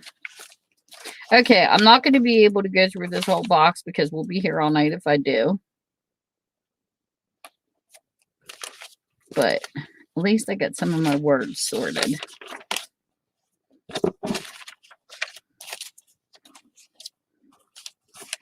And I wanted to see if I could find something else that said Halloween, but I am not seeing it. What's this say? Every day something. Oh, every day is a chance to learn. That's cute. It's true too. There's some fall color words.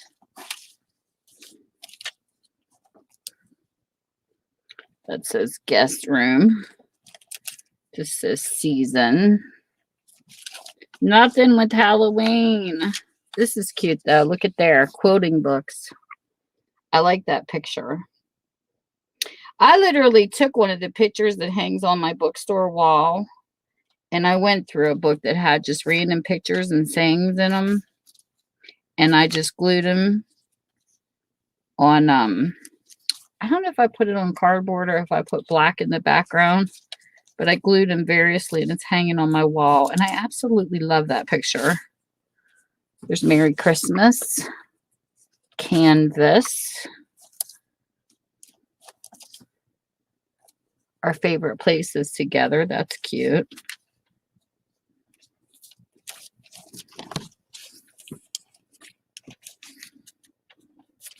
This is Harvest Gathering, but no more Happy Halloween.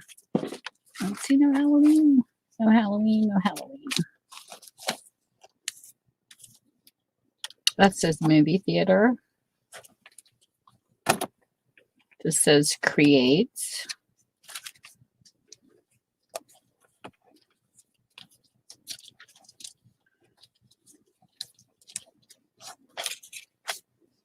Just one more. Just one more. It says something with Halloween. These both say fall. That says the word key. Oh, here's another one. Ah, another Halloween. Finally. So it will be one or the other. Let's put this in here, but I am going to hold off on the words. Put them in plastic. Get that word key off of there.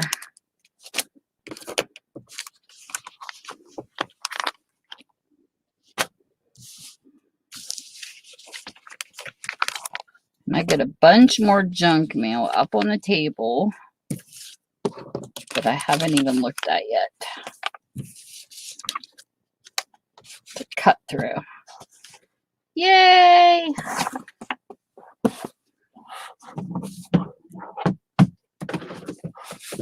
This back.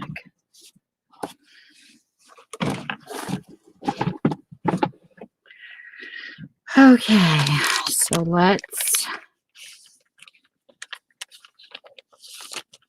put this in here. Hey Mo, how are you?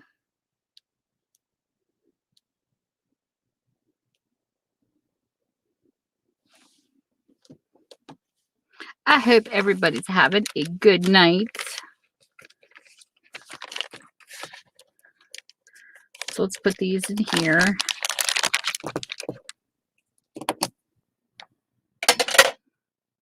Put this away.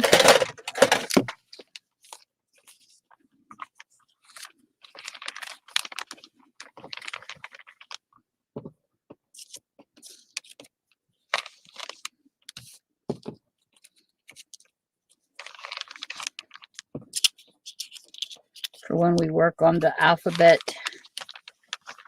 I know where some of my words are at least.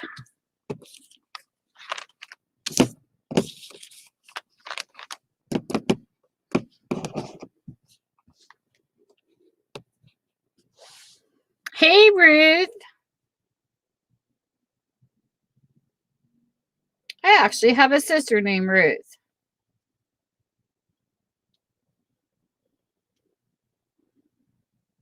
Welcome, welcome. Oh my goodness. It's 10:50 p.m. here. That is crazy.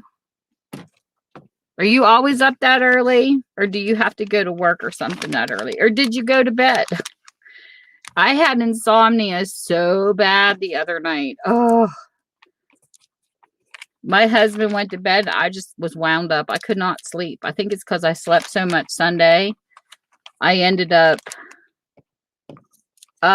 and just crafting with my big shot until like 8 o'clock in the morning. And I finally went to bed. I was so tired. Like I crashed. My head started nodding off and I thought, oh, it's time.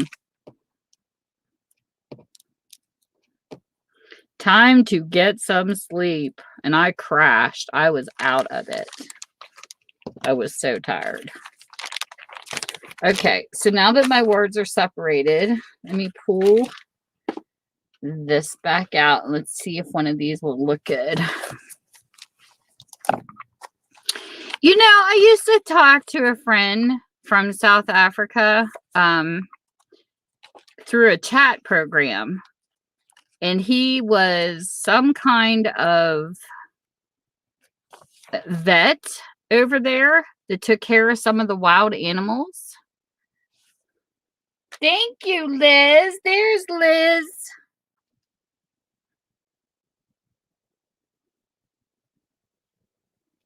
I used to be one of those risers early in the morning, listening to the day begin.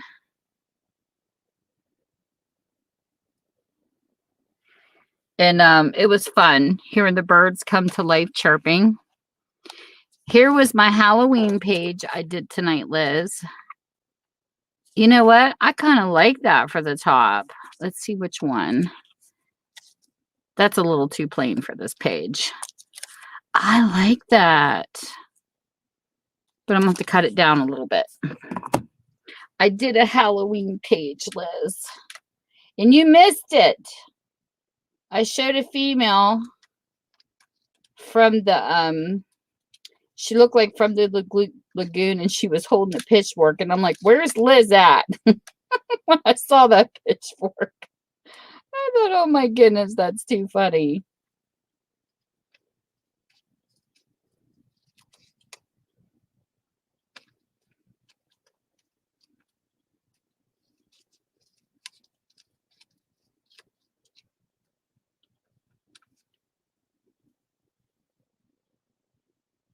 Get that pitchfork out, woman. Let's see here. Yes, I like that for this page.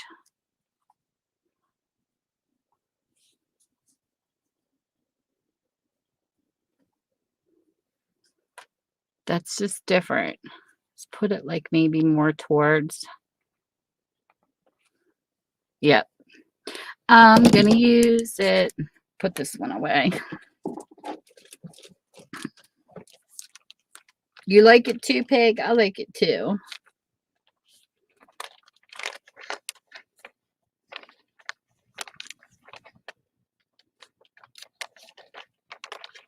So we're going to use it over here. So let's see.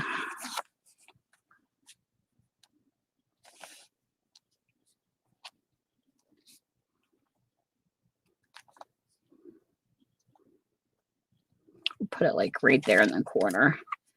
I like it. I like it, like it, like it. Let's go here.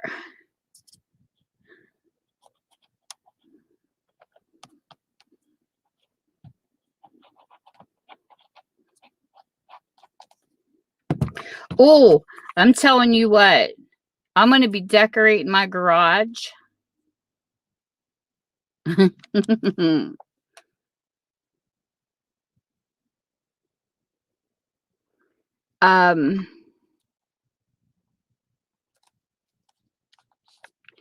There, I don't know if any of you follow the auction, Mr. Buys a Lot. If you, I'm telling you here lately, he's been having some amazing stuff. I cannot wait to do my next unboxing. He is selling stuff off, like he's got a lot of eBay resellers that comes into his sales. So sometimes the prices are high, but you know, it is what it is because they have to make their money too. But he's doing a big bargain sale right now. If you people love, like, you know, the kind of posters when you go in to see a movie and they have the displays for you to see what's playing. He's got these poster bands that are literally signed by whoever created the posters. They are flipping awesome. He had a Black Sabbath Ozzy Osbourne one, but I didn't get that one. I'm going to post his link in the chat room. Hold on. But I think he said tomorrow they're going to have another sale, and he pulls them up and shows you. I bought some posters, and I am going to deck out our garage. Shh, don't tell my hubby because he's not going to know this, and I hope he doesn't watch this. He's working, so he can't. But I got the most amazing artwork to put in the garage. But when I do an unboxing, you'll all see it. Let me find his channel here. I met him in Locker Nuts' stream.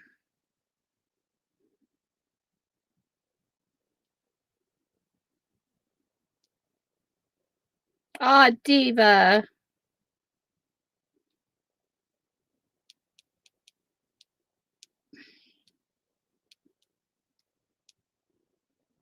My diva niece.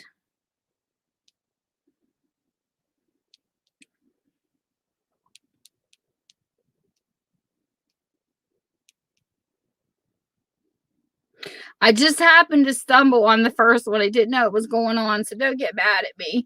But people can go back and rewatch the stream, and he'll tell you if he has any left. And I'm telling you, oh, amazing, amazing stuff. This one poster is going to blow my husband away because he loves skulls. I don't know why. I'm not really into skulls, but he likes skulls. Must be a guy thing. Well, girls, I guess, could be too. But this skull is so cool. I mean, oh my goodness, wait till you see this poster. It's got like a skull, and his eyeballs are dice. It is the coolest thing ever. And it's just gonna look so good. So I'm gonna decorate the garage, and I think he's gonna like it. I picked out a poster I knew he would like. I picked out definitely one I know I'll like. And there was 4 of them. Some he was selling, it depended by quantity, like what he had. I think the most I paid for one was $40. He had some that were for 10, some that were for 15, some that were 20, 25. It just all depended on the artwork and stuff. And at the end, you even went into a drawing that if you spend like $100, you got like whatever percent off. You got drawn. They drew me for 15%. So I was happy. So my order was 15% off. And it's just so nice. And when I do but this was my first purchase from his channel. I've watched his channel. He sells a variety of stuff, from comic books to baseball cards, just whatever. And lots, like big lots. So if people sell on eBay, it's a perfect place to go and resell. And he even tells you that if you buy out all the posters, you know, like if a buyer comes in and wants them all and they come in before you, they get them all, then there's no competition against the posters when they sell on eBay. So it's really cool though to hang out with a lot of the eBay sellers too. So I love it. His channel is really cool. And even if you don't buy, it's just a fun place to go hang out and chat. You know, there's some people on here that don't mind if you hang out and chat. And then there's, well, I only heard of one person so far that got a little bit lippy that sells. And they're like, well, if you're not buying, why are you here? That's kind of rude. I feel that if you go to a sale, whether you buy or not, if you're in there having a good conversation with people, you're bringing people, making people feel welcome. That to me is a better sale. Me personally, that's how I feel. So if you don't like my chatter, I'm not coming to your sale because I like to gab. So, you know, people are weird on here sometimes.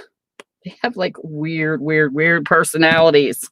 But I guess that's what makes them them, you know, is what it is. But we can find our preferences because there's tons of people we can hang out with and just be ourselves, and we're okay. I scare people. Huh, Liz? I scare people. I think that's so funny. I don't know why I scare people. Some people I intimidate for some reason. I don't mean to. I think it's just because I speak my mind.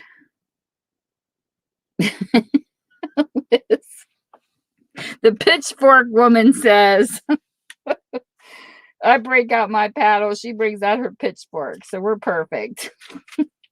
We're perfect in that respect, Liz. But I do I have a lot of fun hanging out on some streams that I shop at. And Mr. Buys Lot's really cool. They've been very nice to me from the very beginning. I'm going to show you what I see. I'm going to see if this lets me copy and paste this. Okay. You guys might not see this. Thanks, YouTube. You're being a pain to me too.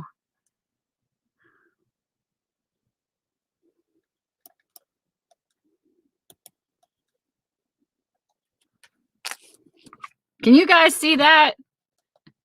That's what it gives me. Friggin' brats on YouTube, straighten your crap up. I swear I'm going to send them a picture to their office. I got the YouTube's office, their address. I'm going to send them a picture with a paddle. It says straighten your stuff up. That's what it shows on my end. Sandy. So does Liz. She puts up with me too. But I get that. It's like italicized. I don't know. You all can't see it, but I see it on my end, and that's what it says. Chat disconnected. Please wait while we're trying to reconnect you. You know what, YouTube? Up yours. I'm tired of you freaking disconnected me, damn it. Listen to me when I'm talking. You act like my husband sometimes. I hope my hubby watches this. He's going to be like, you talking about me again? But anyways. So that was cute. I like the way that page turned out too. And then these ones here I can color. This one's pretty. And this paper was so easy. This was a book falling apart in my bookstore, and this paper was wrapping paper from the Dollar Tree. I am. I'm going to draw a great big granny paddle, and I'm going to mail it to him. I said, listen up, YouTube. I'm going to put attention to whom it may concern. I'm tired of it. I'm tired of your shit. Quit acting up, YouTube. Look how pretty this is.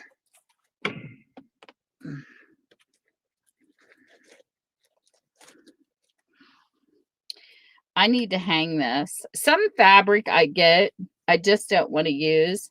This is like, oh my God, what do they call this? Oh my gosh, my mind.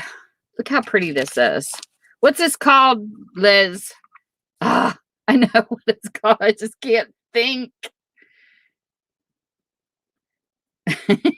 Liz. Oh my goodness. You can buy this in rolls. Like ribbon, but it's not ribbon. It's called something else. I know you'll know, Liz. You mod so much, you got to know what this is called. I love the picture on this. And instead of cutting this up, I want to frame it. Yes, burlap. My mind's just... Look how pretty this frays on this edge right there, how that's frayed. But look how pretty this would be. It is. It's burlap. It's got the postmark, the plane, the bridge. That is so awesome. I'm going to frame this and I'm going to stick it in my store. I want this on my wall. I have a couple items that I bought specifically for that. There was this, and there was another piece upstairs that's got Paris on it. I got it from Katie's sale. I'm going to frame it too. And then there was a piece I bought off of Rosie's Crafty Shacks channel. Beautiful eyelet. And I'm going to sew and make a little hem. And that's going to become my bathroom curtain. See, I see this stuff. Not just for journaling to cut up. But I see it and I think, oh my gosh, that would look so pretty hanging in my bathroom because my bathroom curtain needs replaced. So I am. I'm going to sew it and I'm going to hang that sucker in my bathroom. And it's going to look pretty. And I will take a picture of it too. Somebody asked me to take a picture of my new shower curtain. And I said, I'm sorry, but my bathroom's too narrow. I can't do it. I have like, when you walk in my bathroom, it's like a long walkway. And I can't get the angle. But it was sometimes in the Facebook marketplace, you know how like when you're looking on Facebook and you have these suggestive pop-ups? This shower curtain popped up and I thought, oh my gosh, this thing is gorgeous. It's a bookshelf. Like it's got books all over it. And it's like antique-ish looking. It is so adorable. And I thought, I wonder if this will look, you know, as good as it looks in the picture, because some people tell me they buy off of Facebook and the stuff comes in and it's kind of chintzy. Liz, this shower curtain's absolutely beautiful. And they even sent the rings. You know, because when me and my husband put showers in, well, in our old house and stuff that we flipped, you know, we talked about, do we want doors? Do we want shower curtains? I like shower curtains because you can change them. I don't like the doors. Like my mom and dad have the doors, but they're stuck with the same doors, you know? And I like having change. So this shower curtain is absolutely stunning. I about died when I got it in. I was like, oh my gosh, this is even better looking than the picture. I never had any chintzy items whatsoever that I've ever ordered off of Facebook. And it just popped up as a suggestion. Oh, I have a black one with the motorcycle. We put out usually in the winter time. My grandson loves it. I have one that's got little faith things on it about love, and it's kind of a religious curtain. It's really pretty. I have another one. It's just black and white, and it's all white with black inspirational words on it. And then I have the book one. I have one that's like a Heartland looking one. I like changing out, but my bathroom, though, it's weird. My favorite color is blue. My bathroom's green, but it was already that when we moved in. This house is more of a green, tan, kind of earth tone kind of colors, I guess, mixture.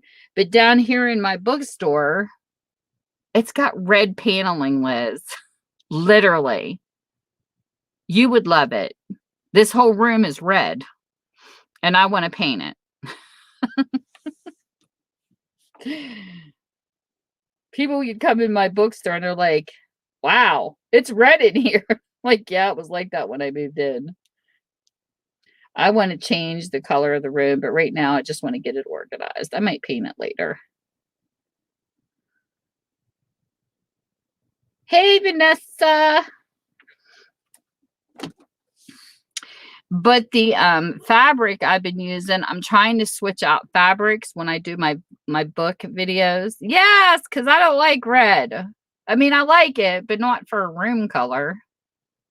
I don't know. We'll see. But this fabric here is so pretty. Isn't that fabric pretty? I can't remember whose sale I got this off of, but I got 2 of them, and I absolutely love this fabric. Pretty fabric. So this is my backdrop I've been using for my book videos. You want to see what I look at, Liz? Look at this.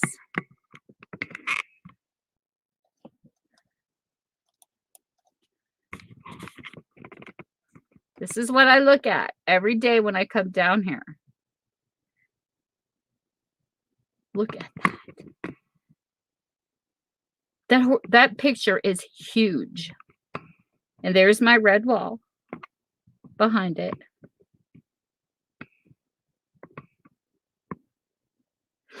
That picture is, this was crazy. It was at our antique mall. See how I got my stuff arranged? I'm getting there. It's looking better. I'm getting organized, people. I went to our antique mall and I saw that for the very first time. Oh, shoot. Hold on. My camera's going to fall. Gotta fix it.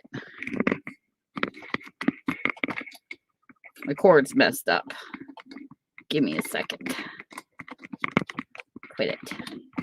Quit fighting with me. Bad camera.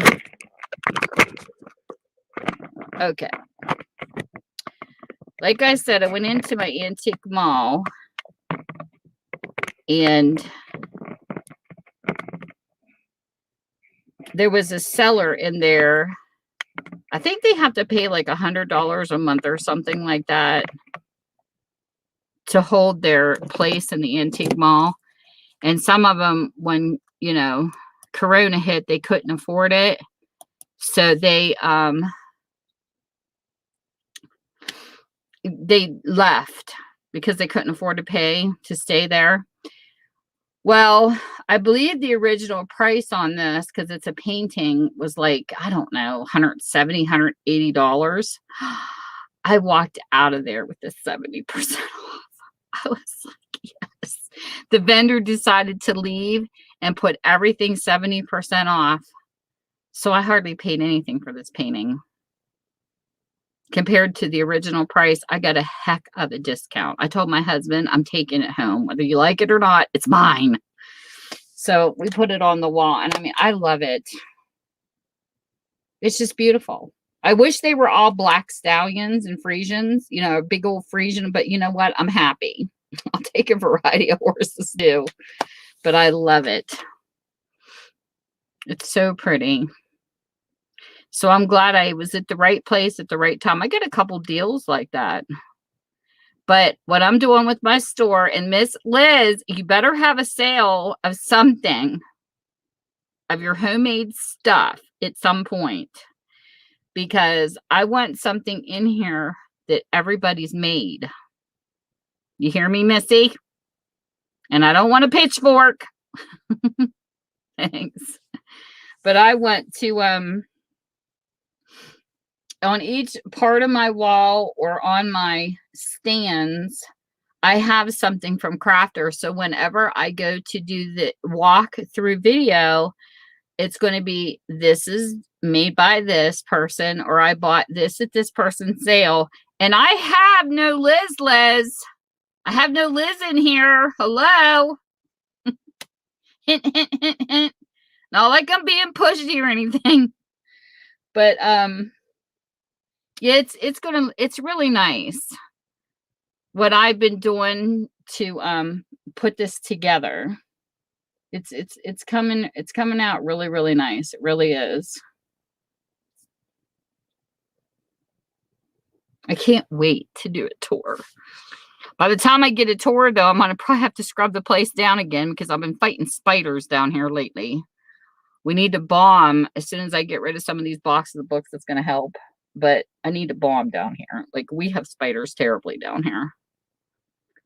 I think I took one upstairs with me the other day and it jumped on my hubby. He had like 8 bites on his back, and I'm not kidding. I had to put medicine on his back. It was terrible. But I think I'm the one that took it upstairs. I fight babies. I fight the big ones down here. I don't mind having a couple hanging up in the corner because they, you know, take care of the gnats and stuff. But they're out of hand. I think they're down here having more babies. So we're getting too many spiders. I bet you I killed 4 yesterday just in one spot. That's bad. Spiders usually don't hang out side by side. There's so many of them down here. They're starting to make homes right beside each other. That's when you know you got too many. And they're like the long-legged ones.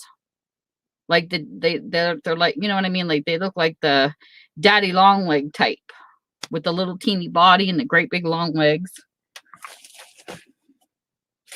So it's not like they're wolf spiders, because we get those too. But wolf spiders don't really bother you either. They're just big and fuzzy. They look like baby tarantulas.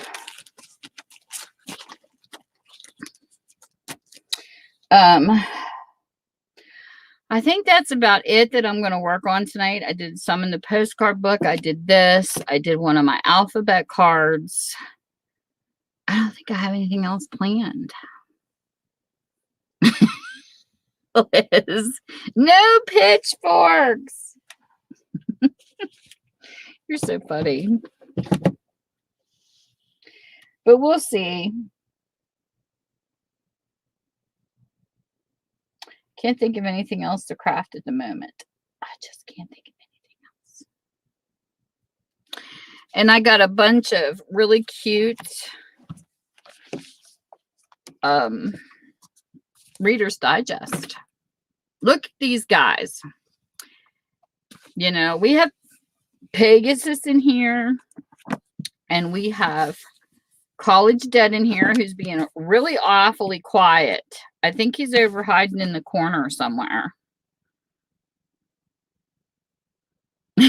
Pegasus. I am not giving them wings. You're crazy. Reader's Digest, people.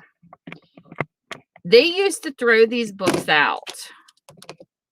Okay, because people are like, okay, what do we do with these Reader's Digest? I don't see anybody around me that keeps them. They never even put them in sales because they don't think people like them. Let me show you what a Reader's Digest look like. Some of them without the covers. This is education for you males out there and for you non-crafters. This is why we love these books. Look at that cover. Like, you don't even need to do anything to this book, but gut it and turn it into a beautiful journal and add a word bracket to the front that says journal or something on it. I love this cover. And the funny thing is, when you Google images, a lot of the Reader's Digest, they don't show this. They have the jackets on them, and the jackets, you can't see this stuff. This is one I have. I think I got these off a Pearl's sale. And see, we don't even care if this is damaged. We can cover this. I mean, like, hello. Look at that cover. And even if you don't want the cover of the leaves, you don't have to keep them. But this is like awesomeness stuff. Because this is your, instead of buying craft paper, this is it. Don't need to. This one here is from 1954. And even if it's got water damage, hey, that's okay too, because, hey, we're ripping them apart anyways and rebuilding them. As long as you get a pretty decent cover intact, that's all you need. Then this one here, look at this one. Oh, I love this. This is a green mixed with a pale blue. Look at that decoration detail. I mean, like, can we say hello? And then I got it upside down. This is the inside of it. This is a 1961. What's the blue one? I'll tell you what the blue one was.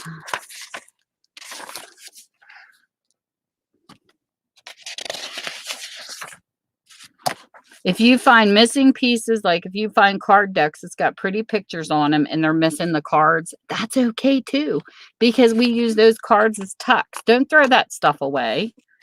Game pieces that have cards, like if you have Monopoly money, you don't have all the pieces, that's okay. Put all this stuff in a bag or box, mail it to us crafters, and we'll show you how we use it.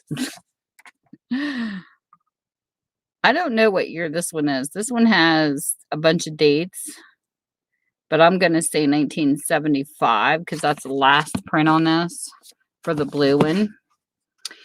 And then look at this one. Oh, look at that. This here reminds me of the Girl Scout cookie symbol inside this green one. And this one here is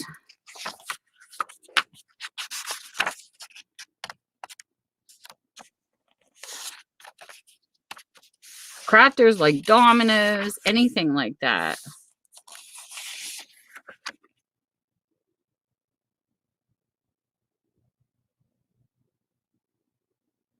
What do you mean hiding human history? What do you mean?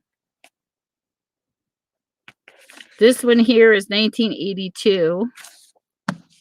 how pretty that is.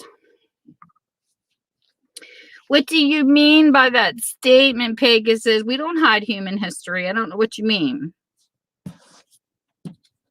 Look at this one, Liz. This one's got butterflies on it. There's a butterfly and there's a dragonfly in the cover of the book. And then this one's from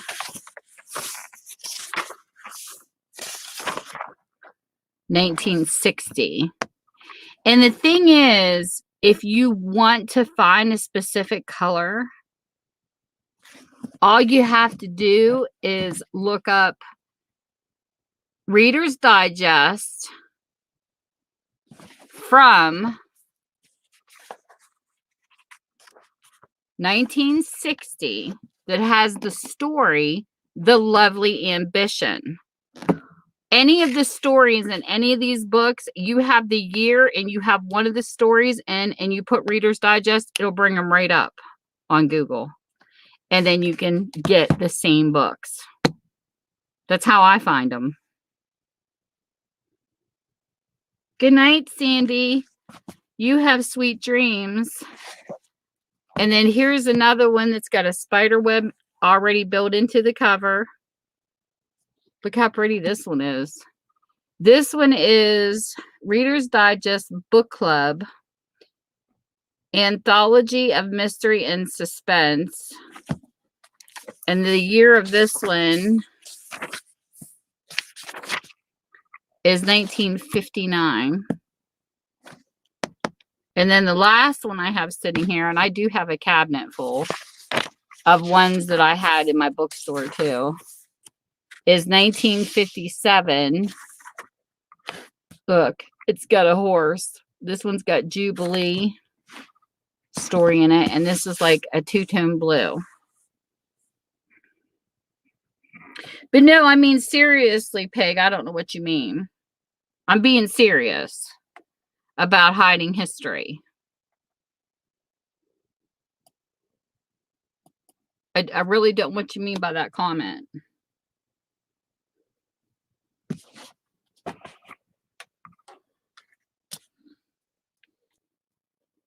Let's discuss it.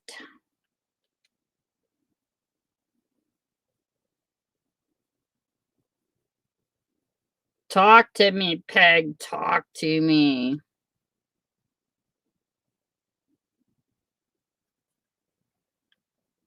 I want to discuss this topic.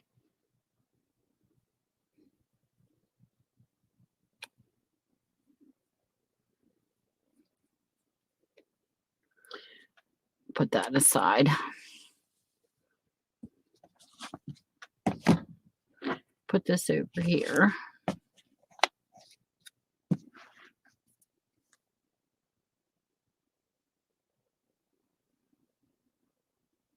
Yeah, but I want to know what you mean by your statement, Pegasus. Seriously. I have a lot of respect for books too. That's why I'm asking you what you mean. Because I've heard all kinds of different opinions on certain subjects. I just don't know if you're talking about the same thing I've talked about with someone else before. That's why I'm asking if it's the same thing, if we're on the same page.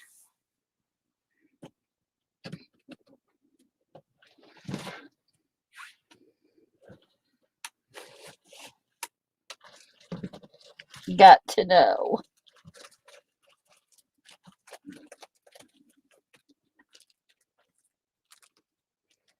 What the heck did I do? Okay, I'm making a mess again. All these are my napkins over here.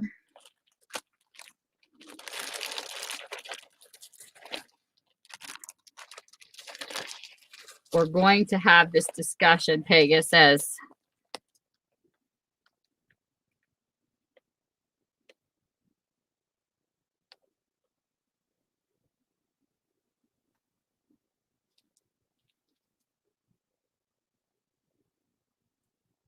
Huh?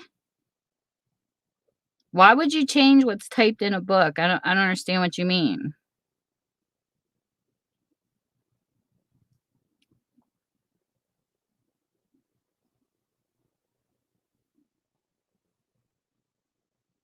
I know what you mean by that. I've never changed what's typed in a book.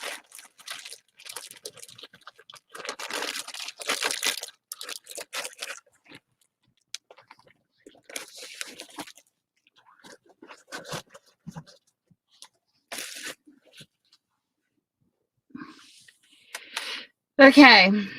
This, I don't know for the same subject or not, Pegasus, but this is the how I feel about books. I have always loved books my entire life since I was a kid. As long as I can remember, I was a library nerd. I never heard of junk journals until I came to YouTube.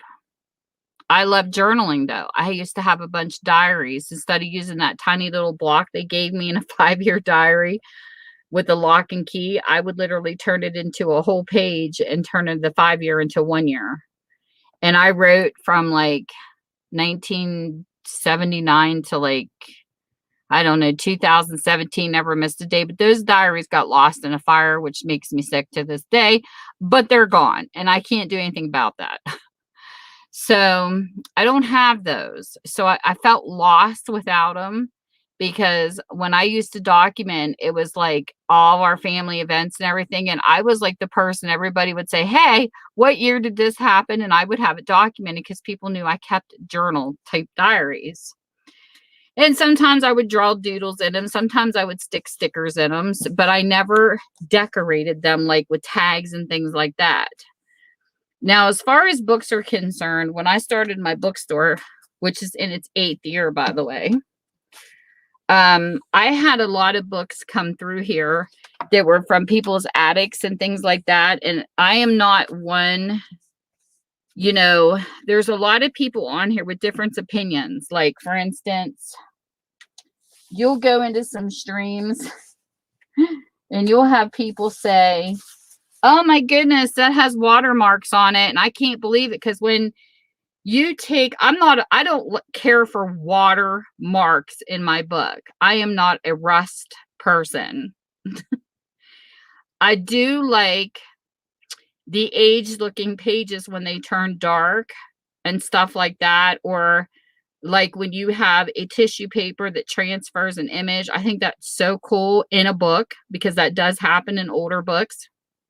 I like the marbling that you see on some of the edges, but I am not a rust person at all.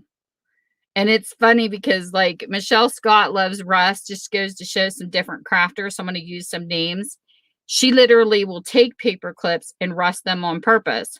When I think of rust, it's my experience.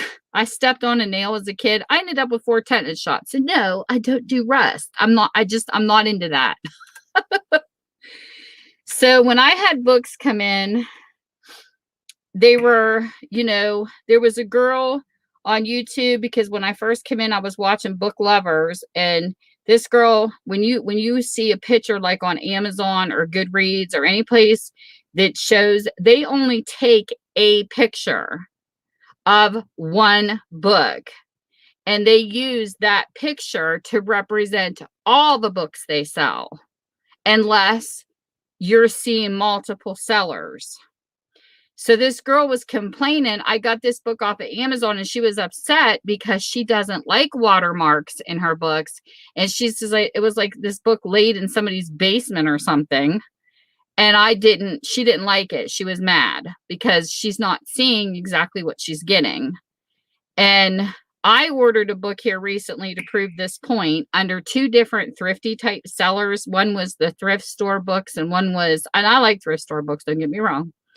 And I like shopping at Abe's books too, and Amazon, whichever. And I have a set of a particular type of books, but one's missing. So I'm trying to get that particular book in the same color. Well, I ordered off of 3 different places, and even though the picture is the color, I'm not getting that picture. I'm not getting that book that matches that picture. It's a royal blue, and I'm getting the lighter blue because they're not, it's not the same.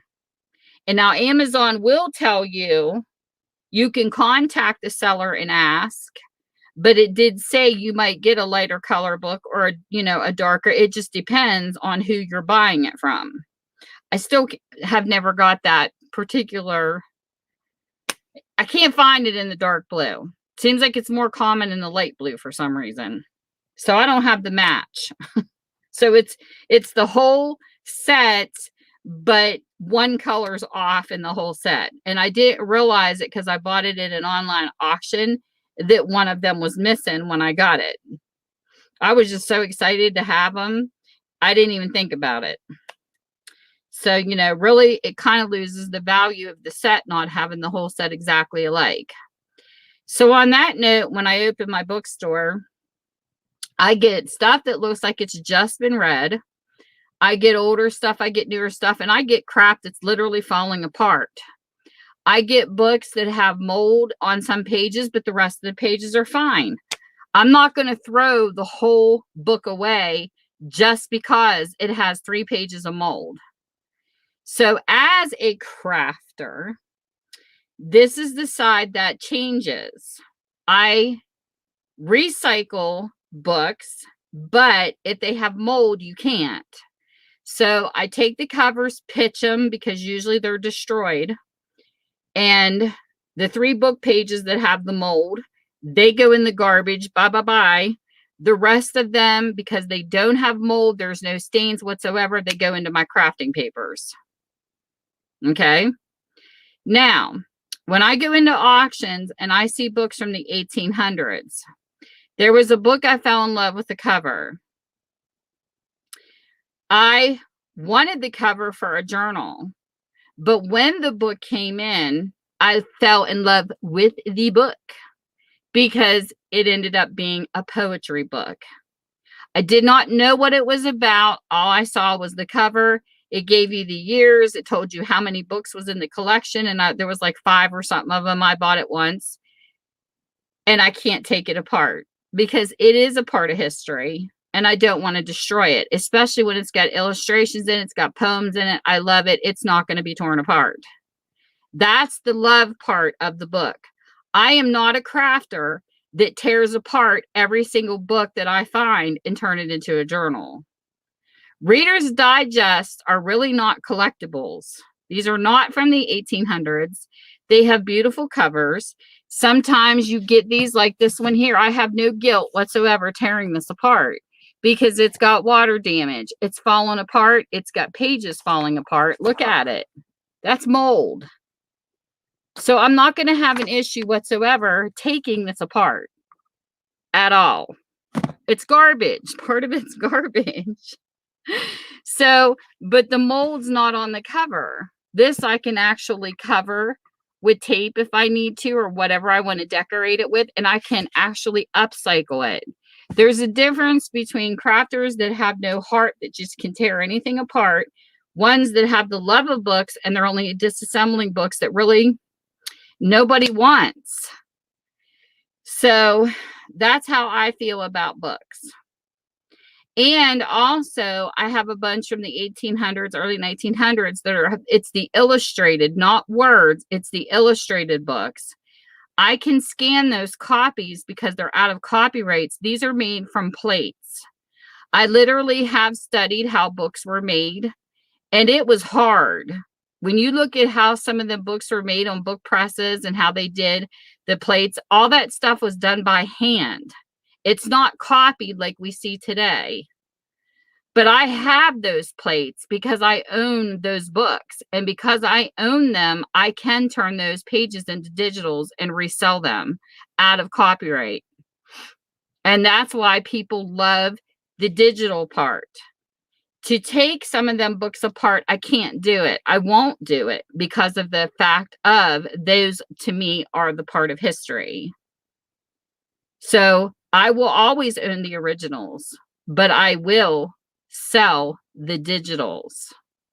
So there's the difference between a crafter that doesn't care about books and a crafter that does, just to clear the air. So I'm not destroying anything of history. I'm not taking any text. I don't know what that means. Now, I did watch a person one time on here because there's still more crafters out there. I don't know what they're doing. I saw somebody with a magazine on an easel. It was the coolest thing one night, Liz. I was up late at night and I was amazed how she took the page and took all the color off of it and she turned it into something completely something else in mixed media. I've never seen anything like it. I was like, holy moly, people can actually take images off of a page like that. Like she totally like made it clear like it was a brand new page again.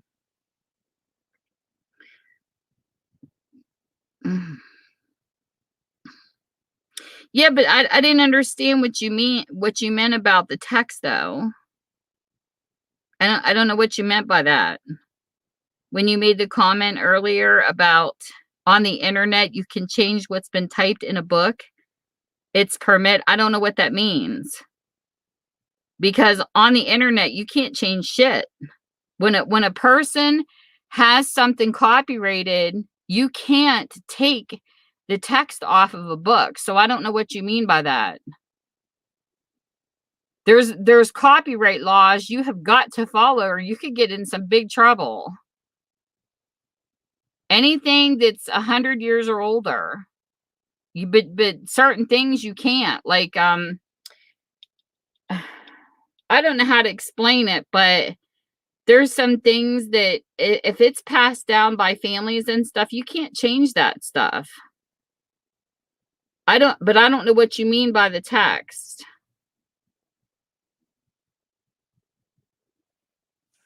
I'm like, what is he talking about? The only thing that we do is, as far as I'm concerned, there's some crafters on here that don't even use books at all. Like if you watch Michelle Scott make one of her books from scratch, that's not a book, that's book board. You can buy book board without using a book. But there's also a way to upcycle books and recycle if you don't want to see them end up in a dump. And my philosophy is I would rather see a crafter take a book apart and recycle it into a journal of art and beauty than to see it sitting on a landfill, because it's bad in some places. One of my friends on here told me they went to the landfill and they could have cried with all the books they saw because our country's overproducing. The biggest two things right now I see being way overproduced is china closets and books. When you see a book coming out right on the market at $21, I mean, talking right off the shelf, like right out of publishing, $21, it just comes into a store and I can go to Ollie's and I see it for $3.99. You know, we're overproducing because Ollie's is taking the overproduction. So why are you going to pay $21 if you can get it for $3.99? I saw that with one of the Outlanders books and I about died because she's one of my favorite authors. And I was like, and so when Kindles and Nooks came out, and the sad thing is, it's not the author that's causing the problem. It's the publishing companies. When you write a book and you have it published, so many have to be printed before they will consider you. And that's what's happening. So I do like it that there's a couple, we had an author locally who came to visit me and he set his up on Amazon to where if people want the digital, it's already there. But if they want a copy, Amazon copies it, but they have to request that they want it in paper. Now, I like that better because I do value a tree's life. But the flip side of the coin, I started my store to save as many books as I could. It was never about money. It was never about charging people a bunch of money.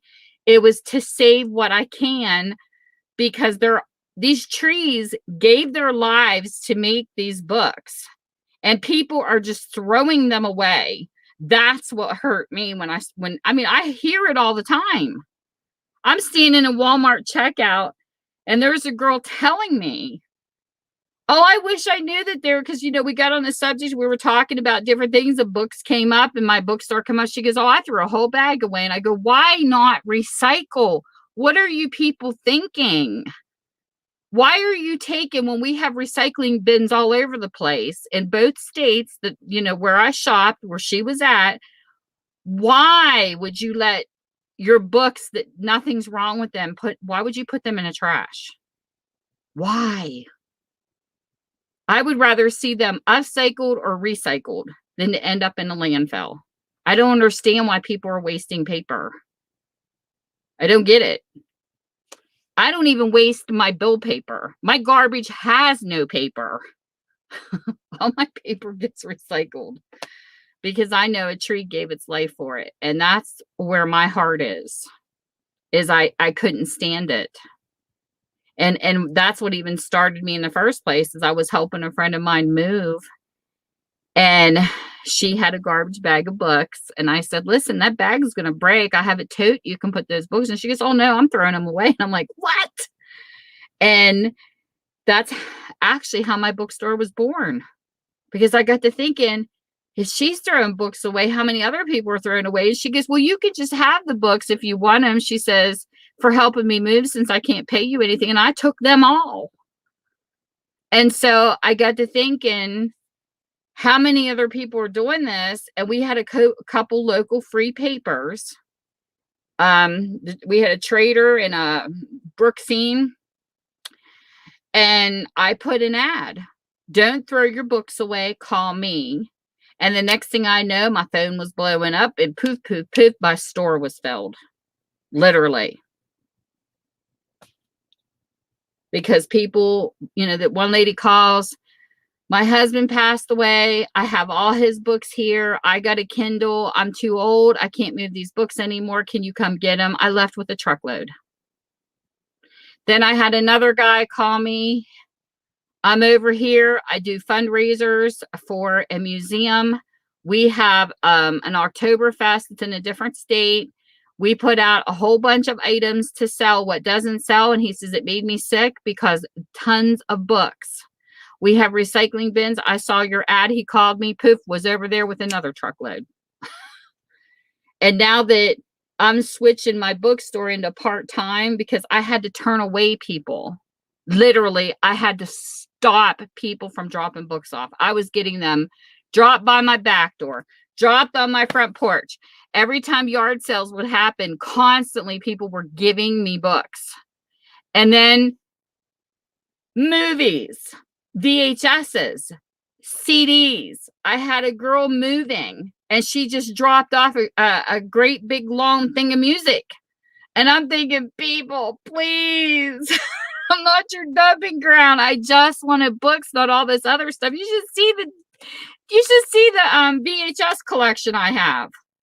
It's like clear up the side of my wall of nothing but filled boxes of VHS tapes, because people don't know what to do with this stuff.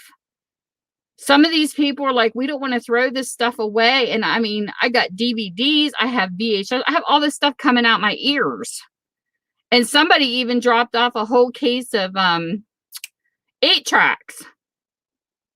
And I have a box of albums, vinyl albums. I have no way to check those two items because I don't have a record player anymore. And I don't have a 8-track tape player. I can't sell them because I don't know if they're scratched up or not. The VHS tapes I can play because I have a dual DVD VHS player, and I make sure that everything's working before I sell, because that's the thing behind my store, is I make sure you get your pages in your books are in good condition. I show them in my videos. I feel the same way with VHS tapes. I've just been putting those out on our community yard sale. I got a whole plastic tote of tapes and stuff under my table that I have to get rid of. And I mean, literally, people were just dropping off whatever. And I had to stop it. I just told him, I said, listen, unless you have kids' books or you have books from the 1800s, early 1900s, I'm not taking anymore. And they have to have illustrations. That's all I will accept at this time. Nobody's called because nobody's going to give away those kind of books. So my book has stopped. Nobody's been dropping off any, and I'm at a standstill because I've got to get rid of what I have because I've got so much inventory. It's coming out my ears.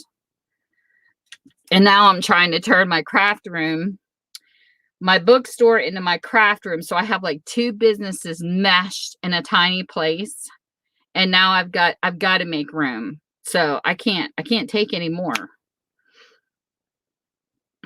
And I don't even know what I have because I don't have the room to open up the boxes of what I have. So who knows what I've got back here. And sometimes I'll open up a box and be like, oh my goodness, somebody just had this at a live sale. Thank God I didn't buy it because I already have it. Somebody had really pretty covers with trees and like all these different, and I have them already. I keep running into stuff people are selling, and I literally have a cabinet with a whole entire shelf full of Reader's Digest with different patterns on them. So I don't need no more for a while. I'm good on Reader's Digest. So this is good. This is the last pile I actually have to add to my cabinet. And the only reason why I got these ones is because I don't have these patterns. I literally went through my cabinet and these ones I didn't have. But I got a lot of pretty ones. So I'm just kind of like taking inventory as I've been unpacking. It's been like Christmas here. Unpacking and sorting and putting this stuff away. And then if I got low on my children's section, I would go buy books. I mean, it's not like I haven't purchased. Not everything was given to me. Sometimes I've had to make purchases like to refill a certain genre. I think I bought some action and suspense books I had to go look for because it was running low.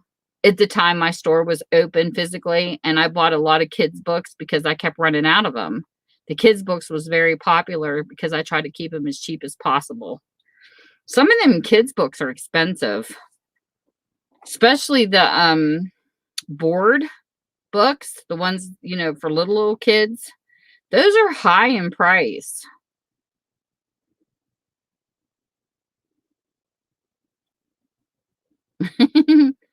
Well, Peg, I mean, I get it. You know, I think it's hard for some people who are book lovers because, you know, we had the discussion, like there's been people come into stream saying, you know, I can't believe you were gutting that book because this and this and this. But ledgers is another thing. Who would have ever thought that ledgers would become so popular?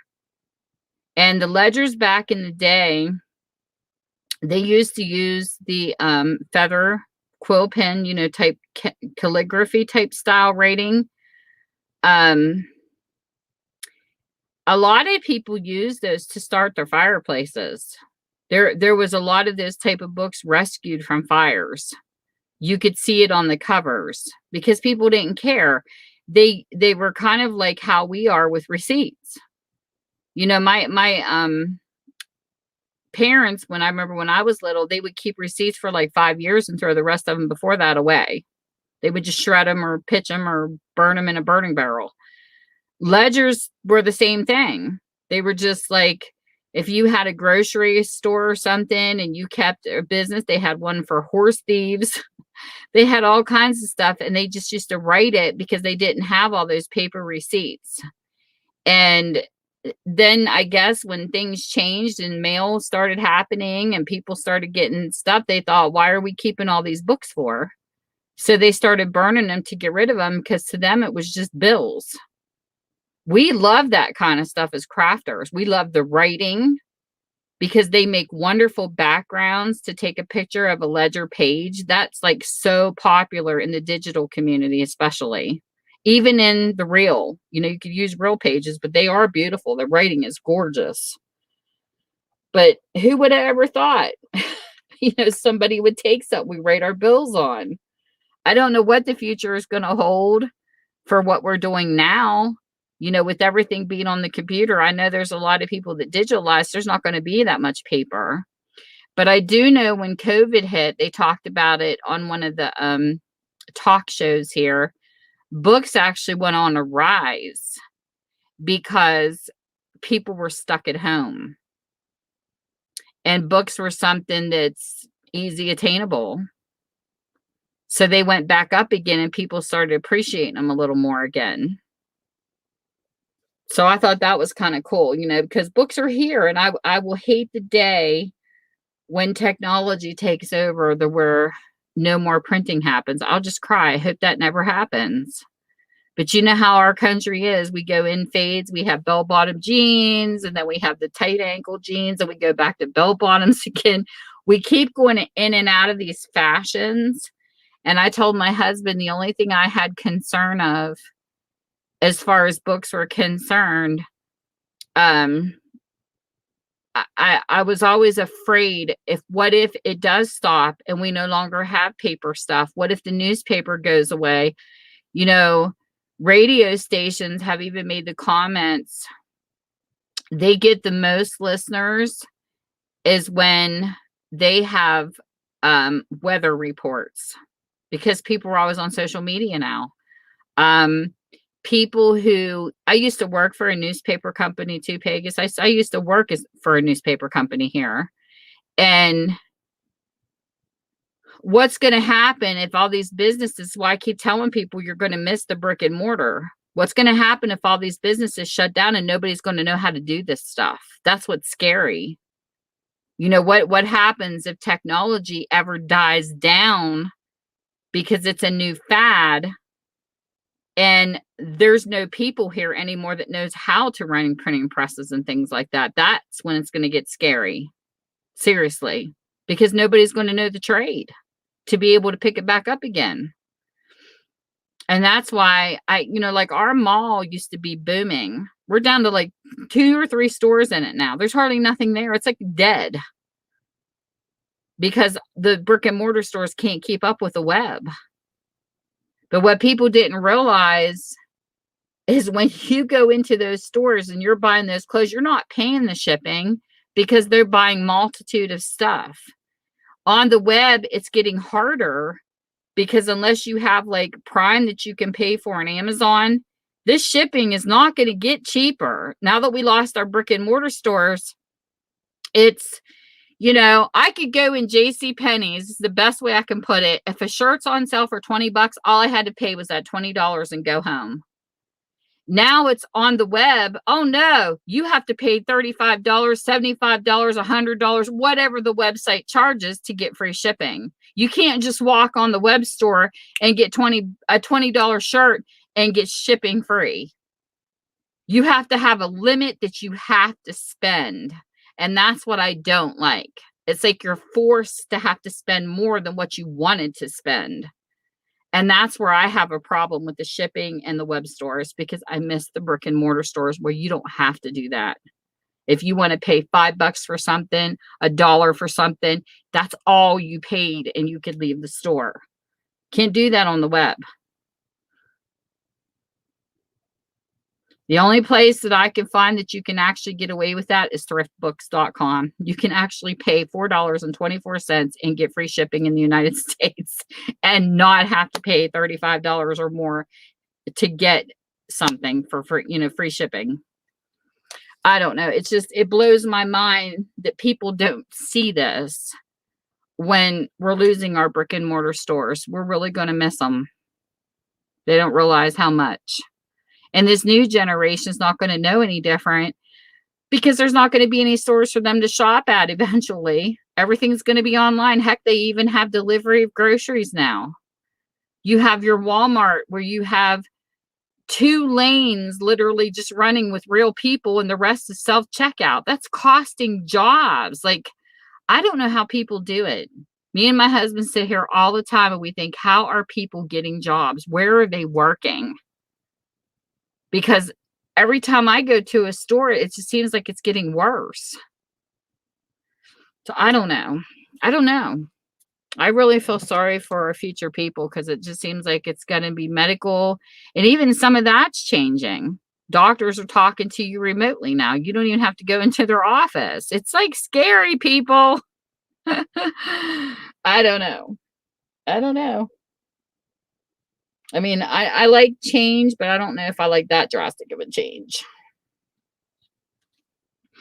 But it is food for thought. I think about stuff like this all the time. But I know when I was younger in high school, I wanted to be a new bookstore owner. My whole dream was to have my own bookstore with my, window store front, just a small one, something really quaint and family like. I wanted to offer story time, like have a college student or a high school student part time that maybe was going into childcare or whatever, like that field, have them come through the summer and help out if they needed extra money for a job. I wanted to hire somebody part time, maybe do like a reading time story for like a couple hours, have treats and stuff for the kids, tell the parents, hey, you don't have free time because your husband works, or if you're a single parent or whatever, we'll take your kid for this time of a period. We're going to have a story time and a snack. You go shop and go do your groceries and have a parent break. This was my whole dream. And to have a cute little store that I could decorate and have maybe when the kids come in for story time, we didn't have a story, maybe have like a little, I don't know, make hearts or something for Valentine's Day and do like different decorations and have maybe like a little artsy thing going on where they could decorate the store and put their handprints up on the wall and all that good stuff. But I wanted something to give the parents a break too. And by the time I was graduating, they were all closing. Walden's closed. All my favorite bookstores were closing because now you have all these big conglomerate food places, not only selling food like Walmart, food, clothing, books, all the stuff, and their prices were so much lower. Books are a luxury. They were not a necessity. Your clothes, food and shelters, your necessities. So when they were bringing it all together, they were bringing their prices down, and Walden's Book couldn't make their money anymore. People weren't shopping with them anymore. So I started watching them close down, and I really got depressed getting out of high school because I thought, now what am I going to choose? And it never hit me to have a used bookstore. I was actually in church praying, literally. Like, God, please, because you knew, and I'm not getting any younger. You knew I worked all these other jobs. I really wasn't, my heart wasn't into, because that was my dream. And it just, I don't know. I was on Amazon looking for something. I had that tote my friend gave me sitting in the basement. And it just hit me, Tammy, why does it have to be a new bookstore? Why can't it be used? And I worked another job. I paid cash for everything. I never took a loan out. And I got away with no overhead because it's in my house. I don't have to pay a lease. I don't have to pay rent. The only thing it costs me is electric and stuff I use in my house, which I can claim on taxes. Not a lot, but I am using electric. I count the computer, whatever I bought for down here just for business purposes, not for, because I have a whole nother setup. I have a printer and another laptop just for business. That's all counted as a business expense. The rest of my stuff I use for luxury. Like now, I never counted none of this stuff. Just stuff I particularly use for my Etsy and for my store. That's the only things I claim on my taxes. And I learned some taxes when I was in high school, but then bookkeeping, I needed to learn a little more, and my tax lady taught me for free. So she taught me how to do the bookkeeping for myself. So I do all my taxes myself. The only thing I do is I get all the papers and stuff ready. I hand them to her, and she just files it because she's got the license.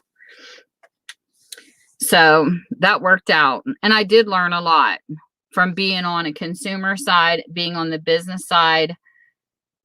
It really taught me a lot owning my own business. But I also had a customer drop off a book called Starting Your Small Business or something. And I started reading it, and it's an older book, not a newer one, but it talked about why businesses fail. And it's very interesting because it's true. I talked to some eBay sellers and stuff and ran, some of the things the book said by them. And it's true. Everything this book said was true. So I made up my mind it was a lot of thought. I didn't just jump into it. I worked another job. I took care of people in home, private care, and I used that money to build everything I needed in the store I paid cash for. I refused to use a credit card or go in debt. And I built this all by working hard on another job. And I was tired. Let me tell you, I was tired. And when I hear stories of people saying, you know, my dad ran a grocery store, or my dad did this business, they had no time for family. I can understand why. My kids were literally working around my work schedule to have birthday parties that I could be at because I was working 7 days a week, literally with no days off. I would get done 7 in the morning till 3:30 in the afternoon. I worked one job. They were having birthday parties on that Saturday around 5 o'clock just so I could attend their birthdays because I was so busy all the time. It was crazy, but I was exactly tired. I know it's sad, Liz, when you have a dream like that. It really is. And some of the people who own Kindles and Nooks are telling me the prices are jumping. Like, I've heard a couple people be like, my favorite author is now, it's $10.30 for me to get a book, and that's awful for a virtual book. That's terrible. So I feel like, you know, when big tech stepped in, they did things to lure people, but now they're sucking the money out of people to get the things that they lured them. And I think it's sad. A book you'll never hold, you really want to pay $10.30 for that. I about died when I even seen rentals of college books. College books are not cheap. I remember when I was in college, I would try to go to the bookstore and get as many used as I could. And you had to make sure it was the right book for that class, you know, that it wasn't too old. And I'm telling you, they were expensive. And I can't even imagine what the rental of one is. And I wonder how much they lost on that. Like if you paid for real books to be printed, say you paid $200 for one subject in college, what is it costing to rent now? The virtual cost of that particular book. I wonder how much they lost in money. Or if they're charging the same thing. Something like that. I don't own any technical gadgets to read books, Liz, but I do have on my other computer, on my external hard drive, there was one book thing because I wanted to check it out a little bit. They had PDFs. The books were in PDFs and you could go in and get some free. And I just downloaded a few of them. I didn't pay for them, but just to find out what it was like. And I don't know what Kindles and Nooks do, but how in the heck do you save a page? Like, I can't figure it out. This PDF book. This goes to show how much I've never read a book on a tech gadget. But I have to literally start over and write the page number down on this PDF because every time I close it, it takes it back to the beginning and I have to find out where I left off. I mean, I hope to goodness they gave you a way to save pages because it's not like you can use a bookmarker like a real one. I don't know how they work. You're going to have to tell me because I don't have a clue. But I was like, this sucks because in a book, I could at least put a bookmarker and find out where I left off. But those ones I can't. But I did know when Kindles and Nooks first came out, a lot of people were complaining about eye strain. And they did take it into consideration. They started darkening the background paper. I don't either. And the only other place I can get books is I think my phone has an option that you can pick some free books on this one thing that's on my phone.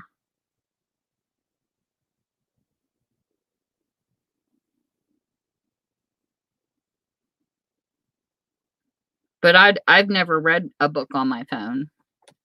I've only used a computer once, a long time ago, and I didn't like it. I'd rather have a real book too. Because I like carrying it with me and I don't have to juice it up. That's another thing. Somebody was complaining about is they were into a book and I don't know how they work. Can you keep them plugged in and read them at the same time like your phone where they don't die? But I know one of the, one of the people that buys real books at times, she owns a Kindle too. She says, I hate it because I'll be in the middle of a good thing and it starts dying and then I have to plug it in and I have to wait for it to juice up. I can continue reading. That would suck. But I don't know. I don't have a clue. Like, like for instance, if I'm doing a live stream on my phone through YouTube, I have to have it plugged in or it'll eat the juice of my phone up. If it's not plugged in, my phone will die. So I don't know if you can do the same thing with the Kindle or not. I don't know anything about them. Have no clue. Because that would be awful. Especially if me and you're into a serial killer book and then all of a sudden your phone dies or your Kindle dies or I would be so mad. I would be so mad. I know, it would be like, no, I can't wait to read the ending because I can go through them novels like in one night. Especially if they capture you. I would be mad. Heck, with the real book, you don't even have to stop.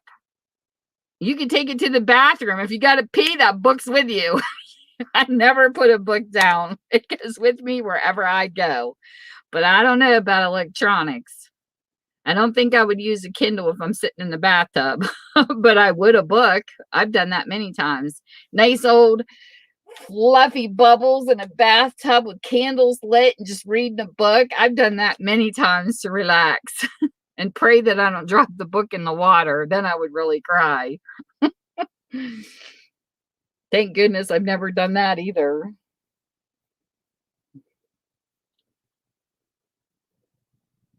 But there's only a few authors that I really cannot put down. Like they just grasp you. And one of them is Jackie Collins, buddy. I read Jackie Collins' Lucky Chances and that whole series. I could not put that down. I think I read that series till I had a migraine. Like I was like an insomniac. I could not wait to see what was going to happen next. It was like, no. That was one of my favorite series of hers. Love those sets. That whole set. Yeah, I have summer readers and fall readers. It was funny because when my store was open, I would have ladies come in and say, what's good books to take to the beach? And I would I don't know, just get through. And then another person would come in, in the fall, and they would be like, we want our winter reads before the snow hits. So they would hurry up and pile up books. That was my biggest splurges and sales. Was summer and fall. Wintertime, when I would do taxes, and I did it was like January, February, March, and then April, May, and June. I would always do it in threes. And the winter months, it was dead. I was lucky to make $1. Sometimes there would be nothing. But boy, when summer and fall would hit, I would have just wonderful customers come in and just buy them all up at once. It was interesting. It's interesting to see when people bought books. I had this one book come in. It was right before Christmas. I'll never forget this. I wasn't on YouTube at the time, so nobody ever saw this book, which is really kind of sad. It was a huge book about the Beatles. It was such a wonderful Beatles book, and it was like a coffee table size. Like we're talking a big book. And that was probably one of the most expensive books I sold. I only had a couple that I actually sold for $22, and they were big. Like they were nice, really nice books. And this girl was trying to G me down off. I said, listen, this book originally sold for like $100 and something.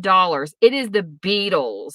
Like, this is a collector's book. I am not selling this for cheap.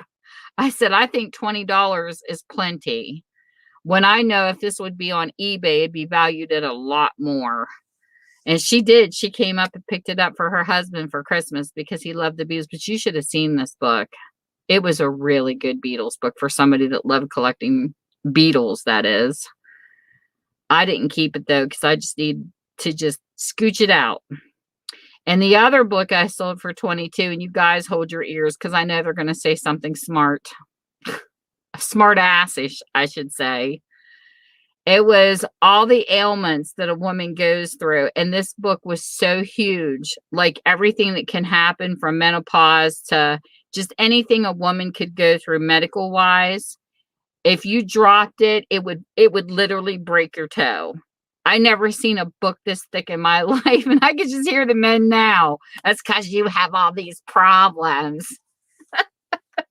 And some girl come in and bought it because she wanted it. And it was like a medical type thing, but it was like an alphabetical order. It was very detailed, very nice educational book. It was good. But she come in and got it. And that's probably the most expensive books I ever sold. But they were nice and very good condition. Now my books are pretty cheap. You know, the rest of them, I don't get that type of books too often.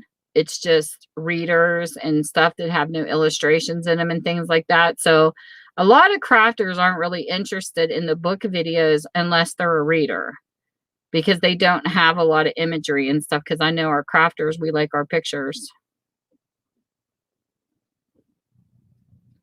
And that's about it. You know, it's like really hard to find ledgers and stuff like that around here. I wish we did. I would love to find some ledgers.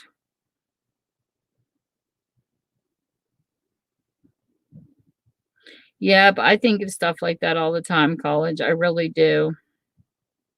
And right now, like, the booming jobs that's out there is if you don't type in jobs where I want to work from home.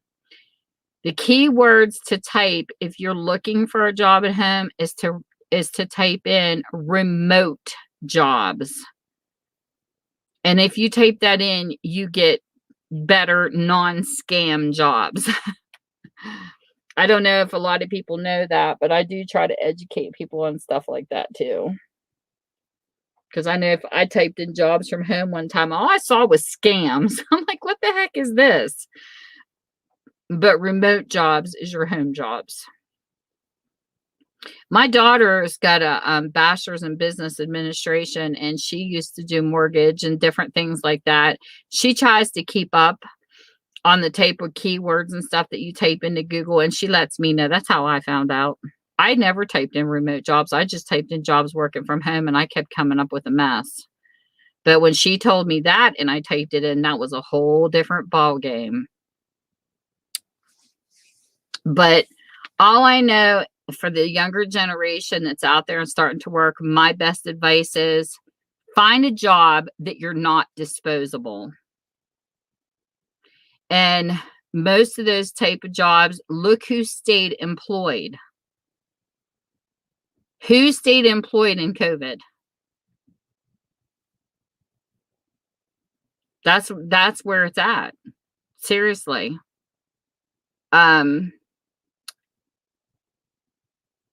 Besides healthcare workers, that is, because that's common sense, that's a given. But if you really look at the jobs that stayed when nobody else had a job, it's really sad who was disposable as far as when an epidemic happens to who wasn't. Find a trade that's not disposable. Because, like, I even knew a guy clear back in Yahoo that was into coding. He did something.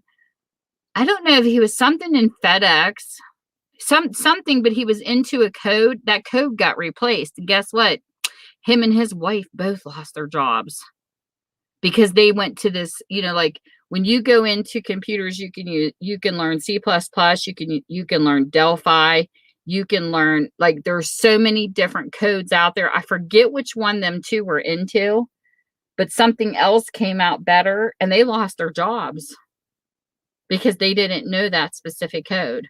So when you think about what you're doing, really, really think, am I disposable? Is this going to change? Because medical doesn't. You're always going to need somebody one-on-one with someone. You can't ever do that virtually when it comes to like an in-home care type thing for elderly. I don't think they would want a bot. So I would say that job's never, but really think about it, and that's how you know what you need to be doing. But like, I don't know. There was a lot of people that lost their jobs through all this, and it's really sad because we me and my husband talk about how are they making it? How are people doing it? Especially with inflation coming, even if you did have, like a job at McDonald's or even anything where you're providing food, how are you making it on minimum wage?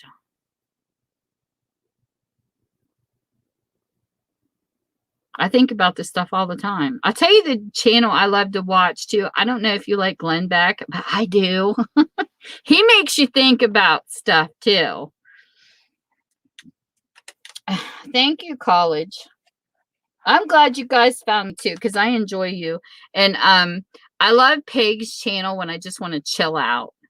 If you are ever having a night where you just want to chill, Liz, and you just want a channel to escape and just relax and just shut out all your anxieties, Pegasus, when he plays music on his channel, you can go in and you have a little thing you type in. It's the exclamation point with SR, and you can put in a request of a song. And he plays your song, and it's just awesome. I took a couple of people in there and they had a blast, just relaxing, nothing but music, even if it's copyrighted. He deals with YouTube, but he'll play it so long. It's just a chill stream. And it's a lot of fun. And sometimes YouTube shuts him down and he has to restart his live, but it is what it is. But it is very fun. And you can play all kinds of music. He doesn't care what you put in there. It can be rock. It could be Bach if you want to. Beethoven. It could be anything. He loves a variety of music, and I love that about his channel too, because there's no judgment. You can listen to anything you want. If you pick a rap song, you pick a rap song. If you want to listen to Celine Dion, there you go. I love a variety of music, so that's great. So we go in there and we chill sometimes on his stream. I took Mel in there. I took Sandy in there. They'll be like, what are you doing? And I'm like, oh, come in Pegasus stream, and I'll shoot his link. And we just chill. End of the night, it's just very relaxing. Yep, Pegasus. Pegasus, where are you at?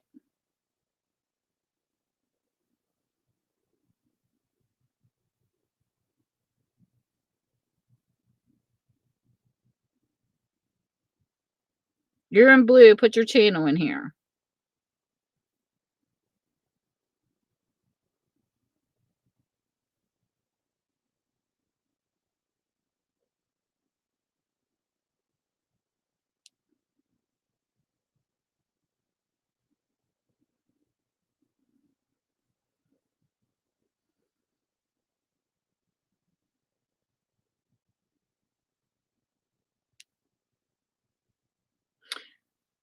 Hold on. I'm going to put his link in real quick before you leave, Liz, if I can get a hold of it. Sometimes I can type him in and find his channel, and sometimes I can't. One time I had to go to your stream in college to find his channel because YouTube won't.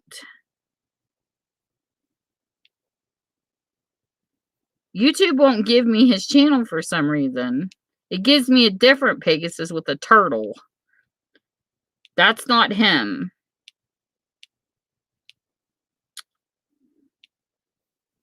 YouTube don't like you, Pegasus.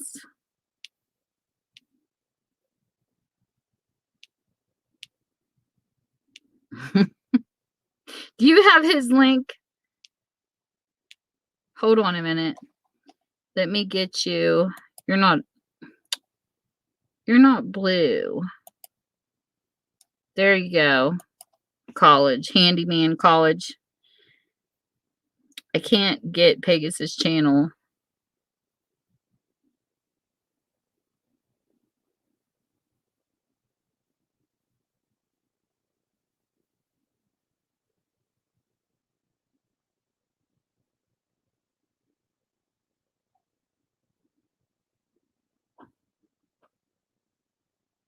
Under your handyman one?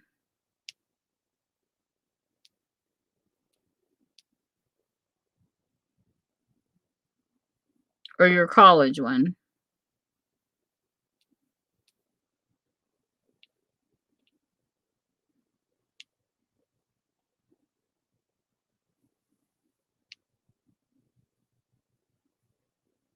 Let me see.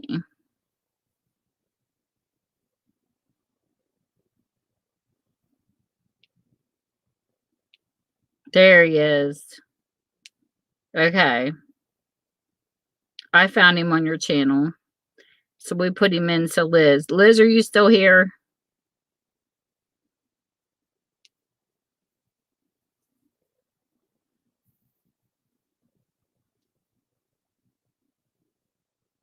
There you go. Oh, I could have sent it to you in private message, so I didn't even think. Oh my goodness, I'm getting old. But then again, she might poke me with her pitchfork and say, "Get the heck out of my box. I'm in the tub." Yeah, there's Pegasus's channel. So if you ever see him go live and you see music, it's so relaxing. And the people are so friendly in there too. He's got a good community. Oh, you're welcome. Anytime. Like I said, you type in this. It's exclamation point, the letter S, the letter R, and then you put like Back in Black by AC/DC. You know, you put the exclamation point, S and R, and then space, and then say, you know, like I said, Back in Black by AC/DC, and automatically your song request will come up. He's got like an automatic jukebox built in. Listen to you, Liz. Well, you don't sound older than me. I always thought you were younger. I would put you like at 30. I didn't know you were older than me. You don't sound it. Liz has got the most softest voice. She moderates and she's so humbled. Like when you listen to her and she helps people with sales and stuff, she's got the most humbling voice I have ever heard as a moderator on here. Even when everybody's in the stream getting flustered and, oh my goodness, YouTube lag, and they're having all this drama conversation, she just, little breath, and she's just like, okay, so we have this many seconds of lag. She's just so humbled. I love it. Oh my gosh, Andy. Don't be playing the fart song. But that's how you do it. You type it in just like, I'll be 55 next year. In January. We're the same age. But that's how you type it in. You type in that in the title and who it's by, and there you go. When you go into Pegasus stream.